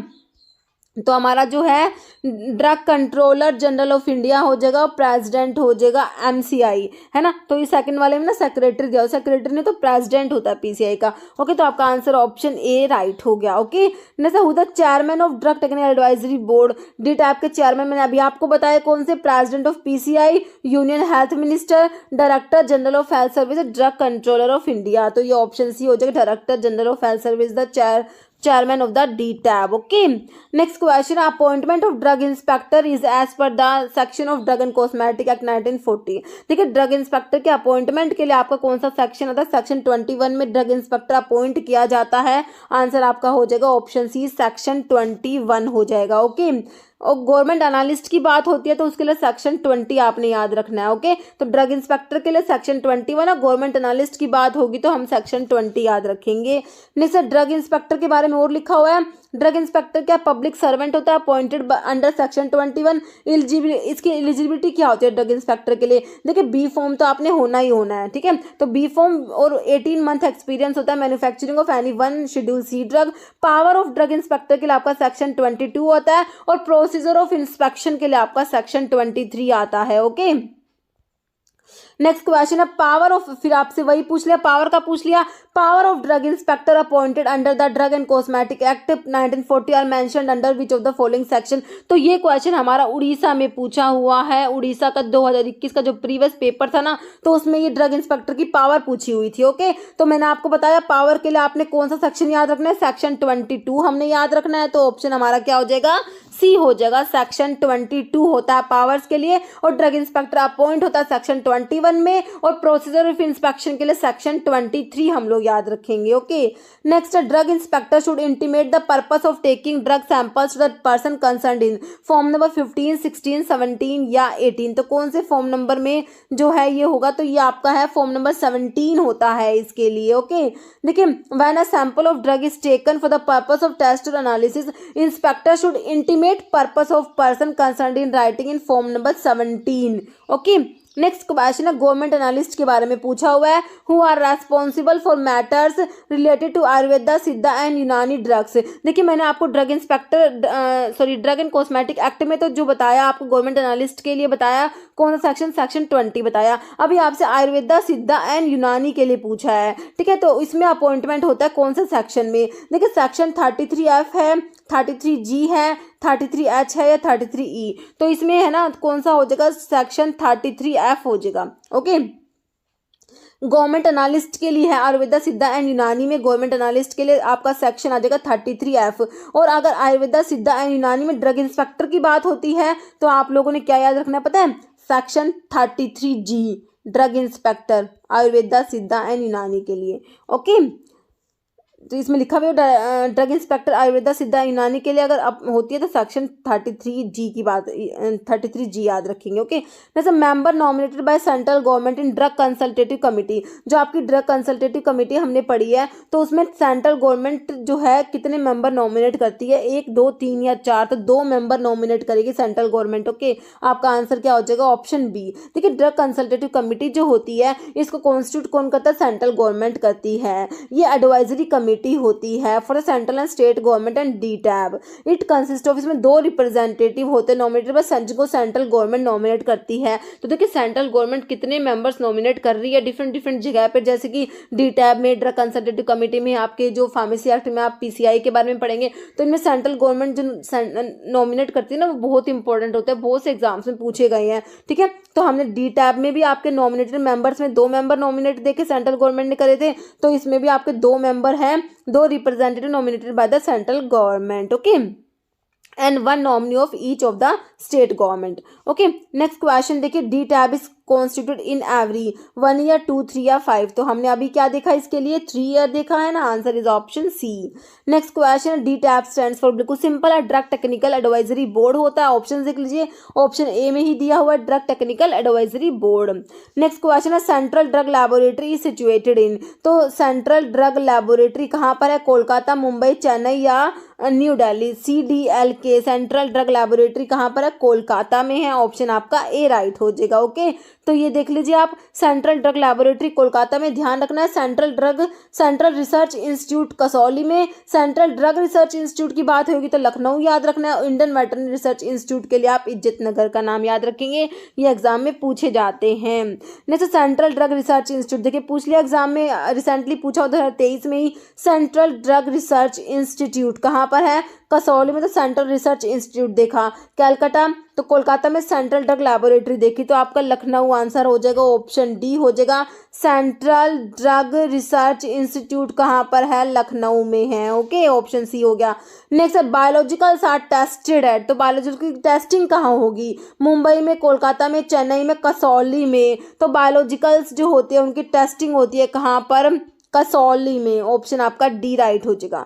नेक्स्ट है, function of central drug laboratory, central drug laboratory जो हमारी कोलकाता में है ना, तो इसका फंक्शन क्या है ये बताना है। देखिए, to analyse a sample of drug and cosmetics, तो सैंपल्स को एनालाइज करती है, या फिर टू इशू लोन लाइसेंस को इशू करेगी, रिपैकिंग लाइसेंस को इशू करेगी, या फिर मैन्युफैक्चरिंग लाइसेंस को इशू करेगी। तो सेंट्रल ड्रग लैबोरेटरी का क्या फंक्शन होता है, to analyse the sample of the drug और कॉस्मेटिक्स, आपका आंसर ऑप्शन ए हो जाएगा। ओके, नेक्स्ट है, which of the following serve as one of the laboratory for producing oral polio vaccine. Okay, तो ये हमारा ESIC का 2019 का क्वेश्चन है, 2019 में पूछा गया था। ठीक है, कौन सी लैबोरेटरी है जो ओरल पोलियो वैक्सीन को प्रोड्यूस करती है, सेंट्रल रिसर्च इंस्टीट्यूट कसौली है, central Indian laboratory pharmacopoeia laboratory Ghaziabad, department of biochemical engineering IIT new Delhi, या Pasteur institute of India Coonoor. तो ये ऑप्शन जो है हमें डी याद रखना है, Pasteur institute of India Coonoor. Okay, next intra uterine device are tested at, तो इंट्रा यूटेरिन डिवाइस की टेस्टिंग कहाँ होती है, सेंट्रल रिसर्च इंस्टीट्यूट दिया है आपको Kasauli, central drug testing laboratory Thane, central drug laboratory Calcutta, या इंडियन फार्माकोपिया लैबोरेटरी गाजियाबाद। तो ये ऑप्शन बी आपने याद रखना है, सेंट्रल ड्रग टेस्टिंग लैबोरेटरी थाने याद रखना है इसके लिए। ओके, नेक्स्ट है, which of the following schedule X की ड्रग कौन सी है, तो एक्स में आपने narcotic drug, psychotropic substance, habit forming drugs देखी थी, थैलिडोमाइड दिया है, अमोक्सिसिलिन दिया, कीटामिन दिया, हेलोथेन दिया, तो बता दीजिए कौन सी है, शेड्यूल एक्स वाली ड्रग कीटामिन हो जाएगा ना, ऑप्शन 3।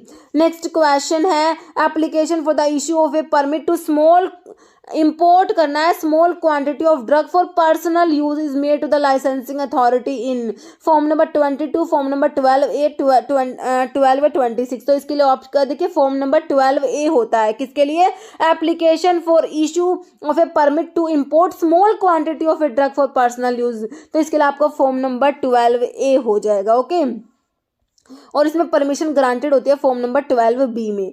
नेक्स्ट है, CDSCO का फुल फॉर्म आपने बताना है, CDSCO central drug standard control organisation, जो आपको ऑप्शन ए में ही दिया हुआ है ना।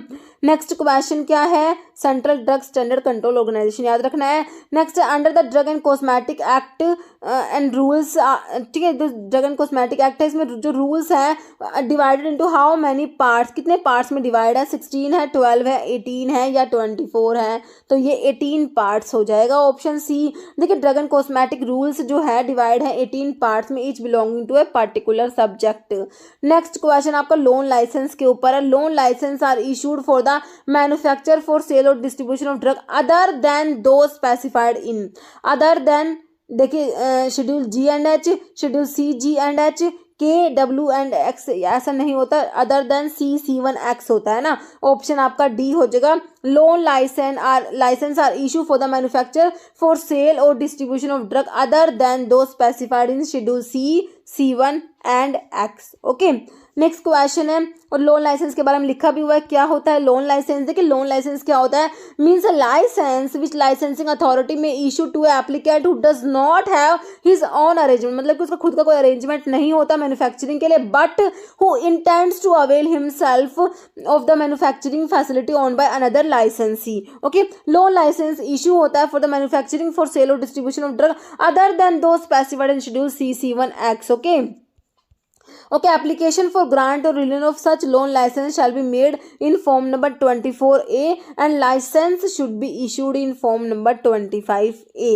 ओके ये हो गया आपका लोन लाइसेंस के बारे में। नेक्स्ट क्वेश्चन देखिए क्या है, according to drug and cosmetic act and rules phenobarbital comes under which schedule, तो फिनोबार्बिटल कौन सा शेड्यूल में आएगी, शेड्यूल जी में, तो जी में तो मेडिकल सुपरविजन वाली ड्रग्स आती है, एक्स में habit forming narcotic psychotropic substance, तो आपका फिनोबार्बिटल शेड्यूल एक्स की ड्रग हो जाएगी। बाकी एच में आपके प्रिस्क्रिप्शन ड्रग आती है और शेड्यूल सी में बायोलॉजिकल एंड स्पेशल प्रोडक्ट्स आते हैं। Next under which schedule requirement for displaying manufacturing raw material and analytical record of drug deals with, तो इसके लिए यू एम U1 या W, तो इसके लिए हमने शेड्यूल यू देखा था ना, ऑप्शन 1 राइट हो जाएगा। जैसे which of the following true, इनमें से कौन सा बात सही लिखा हुआ है, which of the following is are true, मतलब कि इनमें से एक सही है या फिर ज़्यादा सही है, A B C D 4 option है। देखिए पहले तो आपको ड्रग स्टोर लिखा हुआ है, कह रहे premises licensed for retail sale of drug where licensee do not engage the service of a qualified person. Okay ये ड्रग स्टोर की डेफिनेशन लिखी हुई है।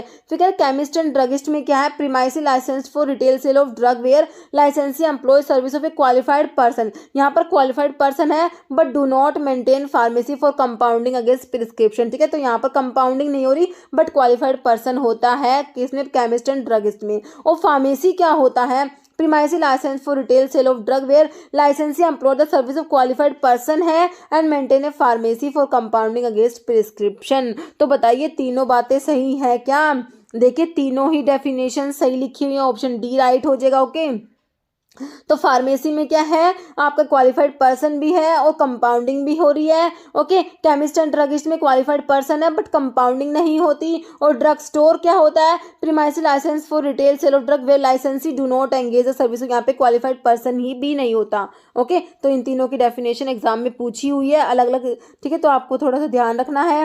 नेक्स्ट प्लेस वेयर लाइसेंसी, अब देखिए ये क्वेश्चन आगे केरला में पूछा हुआ है, licensee employ the service of a qualified person है but drug are not compounded, compounding नहीं हो रही, क्वालिफाइड पर्सन तो है बट कंपाउंडिंग नहीं है, तो किसके बारे में बताया था, chemist and druggist, pharmacy, wholesale shop या मैन्युफैक्चरिंग यूनिट, तो ये हमारा केमिस्ट एंड ड्रगिस्ट आ जाएगा ना। फार्मेसी में दोनों होते हैं कि क्वालिफाइड पर्सन भी होता है कंपाउंडिंग भी होती है फार्मेसी में, तो आपका आंसर क्या हो गया, ऑप्शन ए हो जाएगा, है ना। नेक्स्ट ये केमिस्ट एंड ड्रगिस्ट के बारे में लिखा हुआ है, premises license for retail sale of drug where licensee employ the service of qualified person but do not maintain pharmacy for compounding against prescription। Okay next question देखिए, drug store के बारे में पूछा हुआ है, ये भी एक एग्जाम में आया हुआ है। देखिए as per the drug and cosmetic 1940 drug store के बारे में, ड्रग स्टोर का मैंने क्या बताया था, देखिए licensee where service of registered pharmacist is employed but do not maintain a pharmacy, licensee who employ the service of registered pharmacist and maintain a pharmacy for compounding and against prescription, तो compounding भी हो रही है, qualified person भी है, तो ये तो फार्मेसी हो गया। Licensee where drug are temporary stored या license where service of a qualified person is qualified person is not required. Okay, तो आपका जो है आंसर क्या हो जाएगा, ये ऑप्शन डी ही हो जाएगा, service of qualified person is not required. Okay, तो ये ड्रग स्टोर की डेफिनेशन हो जाएगी। नेक्स्ट, ड्रग स्टोर के बारे में लिखा है premises license for retail sale of drug where licensee do not engage the service of a qualified person. Next question देख लीजिए, टैबलेट्स और capsules of drug specified in schedule X can be marketed in packaging not exceeding 200 unit dose, 150 unit dose, 100 unit dose या 250 unit dose.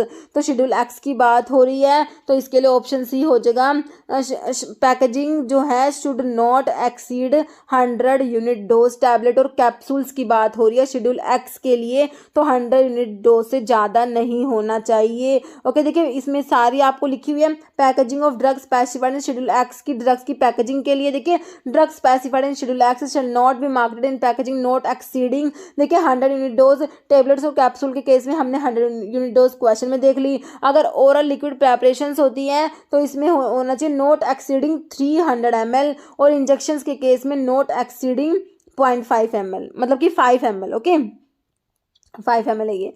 Okay, next question देखिए, pack size of albendazole suspension. तो pack size of drug के लिए आपका schedule कौन सा आता है, P1 आता है ना। तो एल्बेंडाजोल सस्पेंशन का पैक साइज बता दीजिए कितना होता है, 5 ml, 10, 15 या 30, तो ये 10 ml हो जाएगा। नेक्स्ट क्वेश्चन है, one of the following form is needed for cosmetics manufacturing. Cosmetics के मैंने आपको क्या बताया था, 36, 32, 20 या 24। देखिए आपका 31 और 32 दो ही पड़ते हैं कॉस्मेटिक्स के लिए, तो ऑप्शन बी 32 हो जाएगा। ओके, देखिए कॉस्मेटिक्स की मैन्युफैक्चरिंग के लिए अप्लाई करेंगे 31 में, और लाइसेंस इशू होता है 32 में। लोन लाइसेंस की बात करेंगे कॉस्मेटिक्स के लिए, लोन की बात करेंगे तो अप्लाई करेंगे 31A में, और लाइसेंस इशू होगा 32A में। जैसे good manufacturing practices are prescribed in GMP के लिए आपका कौन सा शेड्यूल है, बिल्कुल सिंपल है, तो शेड्यूल M की बात करते हैं जब भी GMP की बात होती है तो। और जी में कौन सी आती है, जो मेडिकल सुपरविजन में ड्रग्स लेनी होती है, GMS से हम लोग याद रखते हैं। P में आपका लाइफ पीरियड ऑफ ड्रग आता है, और S में क्या आता है, स्टैंडर्ड्स फॉर कॉस्मेटिक्स आता है। जैसे drug specified in schedule x shell be marketed in packaging not exceeding, तो वही शेड्यूल एक्स की ड्रग के बारे में क्वेश्चन देखिए तमिलनाडु में पूछा हुआ क्वेश्चन अभी रिसेंटली। देखिए टैबलेट्स और कैप्सूल्स के लिए हमने कितना देखा था, 100 unit dose in case of tablet और कैप्सूल, बिल्कुल सही है। 300 ml in case of oral liquid preparations, ये भी सही है। 5 ml in case of injection, ये भी सही है। तो आपके तो तीनों ही बातें सही लिख दी इन्होंने, answer is option D. Okay, next question है, which one of the following drug is not a schedule C1। C1 में कौन सी नहीं आती, देखिए C में आपके पेरेंट्रल्स आते हैं, C1 में आपके नॉन पेरेंट्रल्स आते हैं ना। तो देखिए आपकी नॉट C1 में नहीं आती। देखिए डिजिटालिस है, एर्गोट है, फिश लिवर ऑयल है, स्ट्रिप्टोमाइसिन, तो स्ट्रिप्टोमाइसिन आपकी इनमें नहीं आती C1 में। ओके, नेक्स्ट है शेड्यूल M1 के ऊपर पूछा हुआ है, deals with the requirement of factory premises for the manufacturing of. तो मैंने आपको M1, M2, M3 के लिए क्या बताया था, M1, M2, M3 का हमने HCM याद रखना है। होम्योपैथिक के लिए GMP, कॉस्मेटिक्स के लिए, मेडिकल डिवाइसेस के लिए। M1 पूछा तो होम्योपैथी देख लीजिए कहाँ पर दिया हुआ है, तो आपको देखिए ऑप्शन जो है मेडिकल डिवाइसेस दिया है, तो इसके लिए तो आपका M3 हो जाता है। होम्योपैथिक दिया है तो आपका ऑप्शन जो है बी हो जाएगा, होम्योपैथिक प्रेपरेशंस के लिए GMP। Okay, next on the label of schedule G drug which among the following should not be present. Schedule G में जो मेडिकल सुपरविजन में ड्रग्स लेनी होती है तो उनके लेबल पे क्या नहीं होना चाहिए। देखिए सिंबल इन रेड है, डेट ऑफ एक्सपायरी है, पोटेंसी इन यूनिट है, मैन्युफैक्चरिंग और इंपोर्ट लाइसेंस नंबर। तो क्या नहीं होना चाहिए, सिंबल इन रेड ये नहीं होना चाहिए, बाकी date of expiry, potency in units और मैन्युफैक्चरिंग और इंपोर्ट लाइसेंस नंबर होता है। ओके, देखिए particulars which should appear on schedule G drug पे क्या क्या लेबलिंग के लिए क्या क्या होना चाहिए। देखिए प्रॉपर नेम होना चाहिए, मैन्युफैक्चरिंग या इंपोर्ट लाइसेंस नंबर होना चाहिए, बैच नंबर होना चाहिए, पोटेंसी इन यूनिट्स होनी चाहिए और डेट ऑफ एक्सपायरी होनी चाहिए। ओके, नेक्स्ट है subsequent penalty on the offence related to manufacture, sale, distribution, stocking, exhibition, offering for sale और distribution of spurious drug but not manufactured under the name of any other drug. ठीक है, question ध्यान से पढ़ना है। Subsequent penalty आप लोगों से पूछी है, सब्सिक्वेंट, फर्स्ट कन्विक्शन का नहीं पूछा, सब्सिक्वेंट पेनल्टी पूछा है। ओके, तो किसके लिए? Spurious drug but not manufactured under the name of another drug. Okay, तो manufacture, sale, distribution, stocking, exhibition, offering for sale और distribution of spurious drug but not manufactured under the name of another drug. ठीक है, तो option देख लीजिए, imprisonment up to 10 years और fine up to 20,000 और both, imprisonment for not less than 6 years to 10 years and fine not less than 10,000, imprisonment for 2 to 4 years and fine of not less than 5,000 और both, या imprisonment up to 10 years और fine up to 5,000 और both। Okay, तो इसका जो है answer आपका option जो है बी हो जाएगा, imprisonment for not less than 6 years to 10 years and fine of not less than 10,000। Okay, next question, licence for restricted sale of drug other than those specified in schedule C1X। देखिए, licence किसके लिए? Restricted के लिए पूछा है, restricted के लिए, other than C1X। तो ये अभी रिसेंटली महाराष्ट्र में पूछा हुआ क्वेश्चन। ओके, देखिए, अदर देन C1X के लिए मैंने आपको क्या बताया था? अदर देन C1X के लिए क्या बताया था? फॉर्म नंबर 20, है ना। और आपसे रिस्ट्रिक्टेड के लिए पूछा तो मैंने क्या कहा था? आप 20 के आगे ए लगा दीजिए अगर रिस्ट्रिक्टेड की बात हो रही हो। रिटेल होता तो सिंपल 20 रख देते, होलसेल होता तो 20 के आगे बी लगा देते, और होलसेल विद मोटर व्हीकल होता तो 20 के आगे 2 बार बी लगा देते, सिंपल, है ना। तो आपका इसमें क्या हो जाएगा? 20, 20B, 21F या 20A। तो आपका हो जाएगा option D 20A, restricted cell की बात हो रही है। ओके, तो ये सेल की बात हो रही है, सेल लाइसेंस है और रिस्ट्रिक्टेड सेल है। ओके, नेक्स्ट है total number of nominated members in D tab. तो आपने डी टैब में मेंबर्स देखे थे ना, 5, 5, 8, जो एक्स ऑफिशियल तो 8 थे, इलेक्टेड नॉमिनेटेड 5 थे, है ना। तो आपसे क्या पूछा हुआ है कि कितने मतलब कि हैं आपके नॉमिनेटेड, कितने मेंबर है, कितने, ये भी रिसेंटली पूछा हुआ क्वेश्चन है। 5, 8, 6 या 4, तो कितने होते हैं? 5 होते हैं ना। ऑप्शन आपका ए राइट हो जाएगा। Next, standard to be compiled with by imported drug is mentioned in. तो ये भी आपका रिसेंटली पूछा हुआ है। शेड्यूल एच में प्रिस्क्रिप्शन ड्रग आएगी, ए में सारे एप्लीकेशन फॉर्म आ जाएंगे। First schedule to the act, उसमें आपकी वो आयुर्वेदा सिद्धा यूनानी की बुक्स आती है। बचा क्या? Option D. तो आपका जो है second schedule to the act जो है उसमें आएगा standard to be compiled with the imported drug. Okay, next है life period of polio vaccine. देखिए, पोलियो वैक्सीन का लाइफ पीरियड आपने बताना है। व्हेन स्टोर करेंगे एट -20 डिग्री सेल्सियस पे अगर स्टोर करेंगे तो इसका लाइफ पीरियड कितना होता है? 12 मंथ, 24, 6 या 3 मंथ। तो कितना होता है? 24 मंथ हो जाएगा अगर -20 डिग्री सेल्सियस पे स्टोर करेंगे तो। ओके, नेक्स्ट है if the label or container bear the name of an individual और company purporting to be the manufacturer of drug which individual or company is fictitious or does not exist, it belongs to। तो कौन सी class की drug की बात हो रही है? हमने देखी थी मिस ब्रांडेड ड्रग देखी थी, अडल्ट्रेटेड, स्पूरियस, तीनों ही ड्रग देखी थी। तो फिक्टिशियस है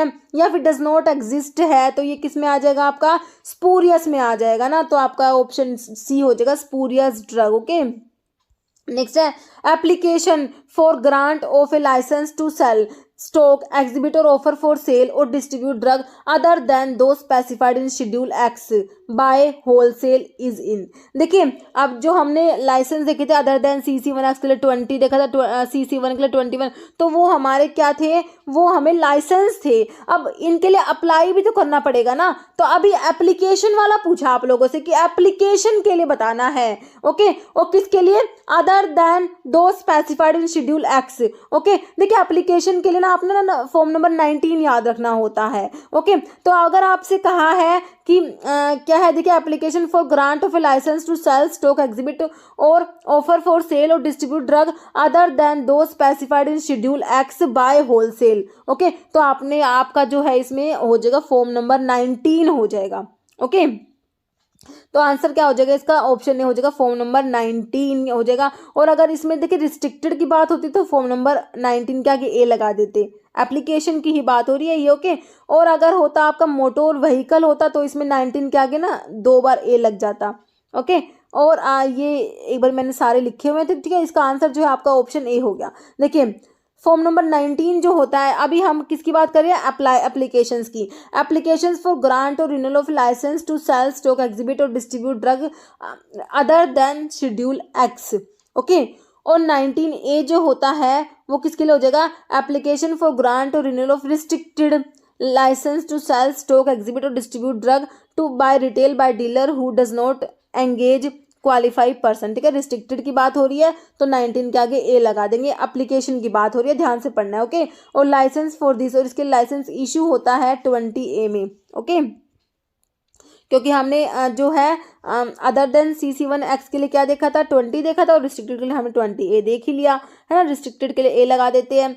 फिर आपका है जो 19AA किसके लिए, देखिए एप्लीकेशन फॉर ग्रांट और renewal of licence to cell stock exhibit और distribute drug from a motor vehicle. तो मैंने आपको बताया मोटर व्हीकल जो आएगा तो आपने 19 के आगे 2 बार ए लगाना है। और इसका लाइसेंस हमने, इसमें लाइसेंस किसमें मिला था, हमने लाइसेंस देखा था 20 जो है बी हो जाएगा इसके लिए, फॉर्म नंबर 20B है ना। और जो है इसका फॉर्म नंबर 19B किसके लिए है, application for licence to cell stock exhibit sale और डिस्ट्रीब्यूट होम्योपैथिक मेडिसिन के लिए अप्लाई करेंगे फॉर्म नंबर 19B में। और लाइसेंस फॉर रिटेल, इसके रिटेल के लिए इशू होगा फॉर्म नंबर 20C में, और होलसेल के लिए इशू होगा फॉर्म नंबर 20D में, और certificate for renewal of license issue होता है फॉर्म नंबर 20E में। Okay, next application for grant और renewal of restricted license to cell stock exhibit और distribute drug by retail by dealer who does not engage qualified person. ये restricted की तो बात हो रही है ना, तो रिस्ट्रिक्टेड के लिए हमने क्या करना है, एप्लीकेशंस में क्या करना है, रिस्ट्रिक्टेड के लिए मैंने आपको बताया ए लगाना है, तो 19 के आगे सिंपल ए ही तो लगाना है ना, ऑप्शन ए हो जाएगा आपका। फॉर्म नंबर 19A है, बिल्कुल सिंपल है ना। तो 19A में एप्लीकेशन फॉर ग्रांट और renewal of restricted license to cell stock exhibit और distribute drug by retail by dealer who does not engage qualified person. Okay, और लाइसेंस इसके लिए हमने इशू में क्या बताया था, रिस्ट्रिक्टेड में 20A था। ओके, नेक्स्ट है एप्लीकेशन फॉर्म 19C। अब 19C पूछा है किसके लिए है, 19C is used for the following schedule. तो 19C किसके लिए है, schedule C and C1, schedule C homeopathic drug या शेड्यूल एक्स। तो 19C पता किसके लिए, शेड्यूल एक्स की ड्रग के लिए। अभी तो आपने अदर देन CC1X पढ़ा था है ना, तो आपका जो है एक्स के लिए जो होता है 19C में एप्लीकेशंस के लिए ये 19C होता है। ओके, और ये 19C का ही लिखा हुआ है, एप्लीकेशन फॉर ग्रांट और renewal of a licence to cell stock exhibit और डिस्ट्रीब्यूट शेड्यूल एक्स ड्रग। और इसकी हमने एक्स की रिटेल के लिए क्या देखा था, एक्स में देखो तो रिटेल और होलसेल देखा था ना, तो रिटेल के लिए तो आपने 20F देखा था, होलसेल के लिए 20G हमने देख लिया था। ओके, नेक्स्ट है which agency advise government and DTAB on issue related to uniform operation of drug and cosmetic act throughout the country. Okay, तो कह रहे कौन सी एजेंसी एडवाइज करेगी government and DTAB on issue related to uniform operation of drug and cosmetic throughout the country. तो drug consultative committee होती है, सेंट्रल ड्रग लैबोरेटरी होती है, ड्रग कंट्रोल डिपार्टमेंट है, सेंट्रल ड्रग रिसर्च इंस्टीट्यूट है। तो ये एडवाइस करेगी आपकी कौन, drug consultative committee. Next question है ड्रग कलर्ड कोटेड पाउडर और polish so as to conceal damage, है ना। तो ये स्पूरियस ड्रग है, misbranded, adulterated and new drug. तो ये हमारी मिस ब्रांडेड ड्रग होती है, ऑप्शन बी राइट हो जाएगा। जैसे एप्लीकेशन फॉर ग्रांट और renewal of licence to cell stock exhibit for sale और distribute drug is given in form number.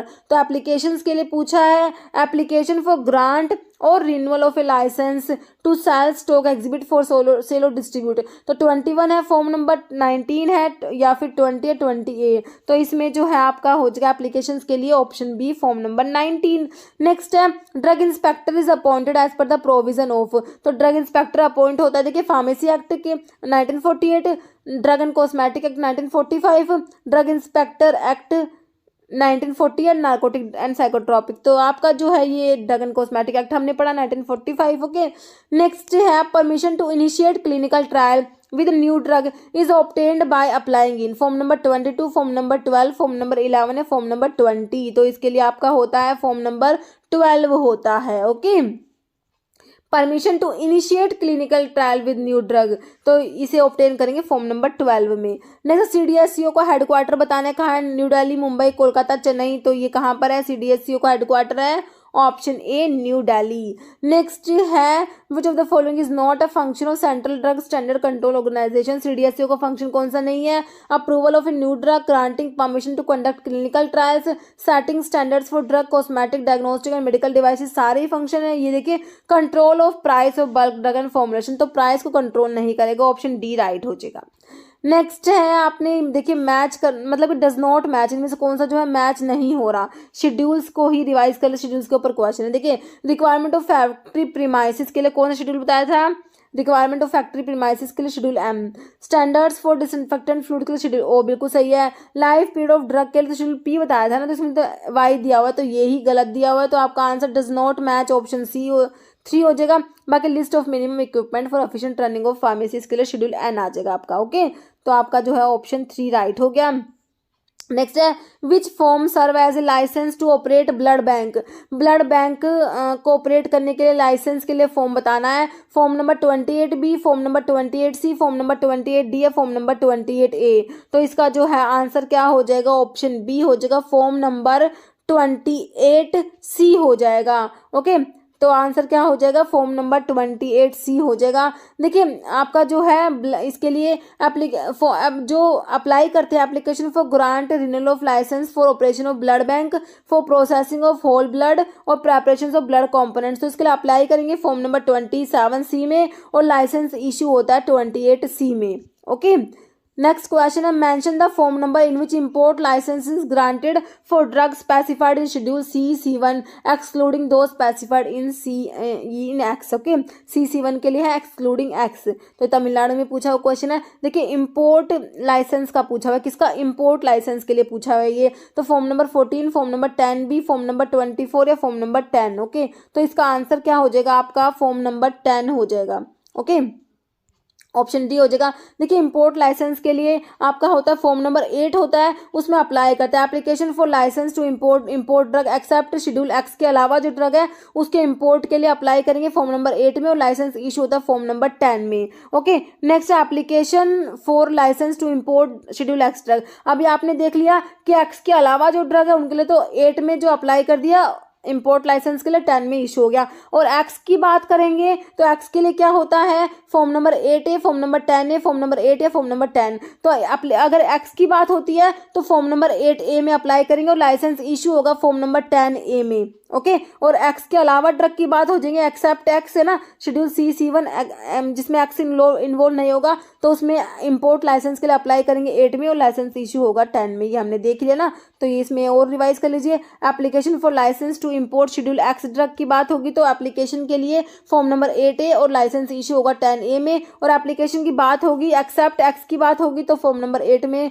जो है आपका अप्लाई होगा, फॉर्म नंबर 10 में आपका इशू होगा। तो इंपोर्ट लाइसेंस के लिए आपको 4 ही फॉर्म याद करने होते हैं। ओके, नेक्स्ट एज पर GMP permitted limit of solid content in water for injection. Okay, तो ये 100 ppm है, 1 ppm, 0.1 ppm है, 10 ppm, तो कितना होता है 10 ppm होता है। एज पर GMP permitted limit of solid content in water for injection is 10 ppm। Okay, तो ये हमारे हो गए ड्रग एंड कॉस्मेटिक एक्ट के क्वेश्चंस कंप्लीट कर लिए हमने। ओके, तो अभी हमेशा की तरह एक क्वेश्चन जिसका आंसर आप लोग देने वाले हैं। आप लोगों के लिए क्या क्वेश्चन है, central drug laboratory is situated इन कोलकाता, मुंबई, चेन्नई या न्यू दिल्ली, तो इसका आंसर आप लोगों ने कमेंट बॉक्स में देना है। इस वीडियो में इतना ही। अगर आपको वीडियो अच्छी लगी तो लाइक करना, शेयर करना, चैनल पर नए हैं तो मेरा आप लोगों से रिक्वेस्ट है कि चैनल को प्लीज सब्सक्राइब जरूर करना।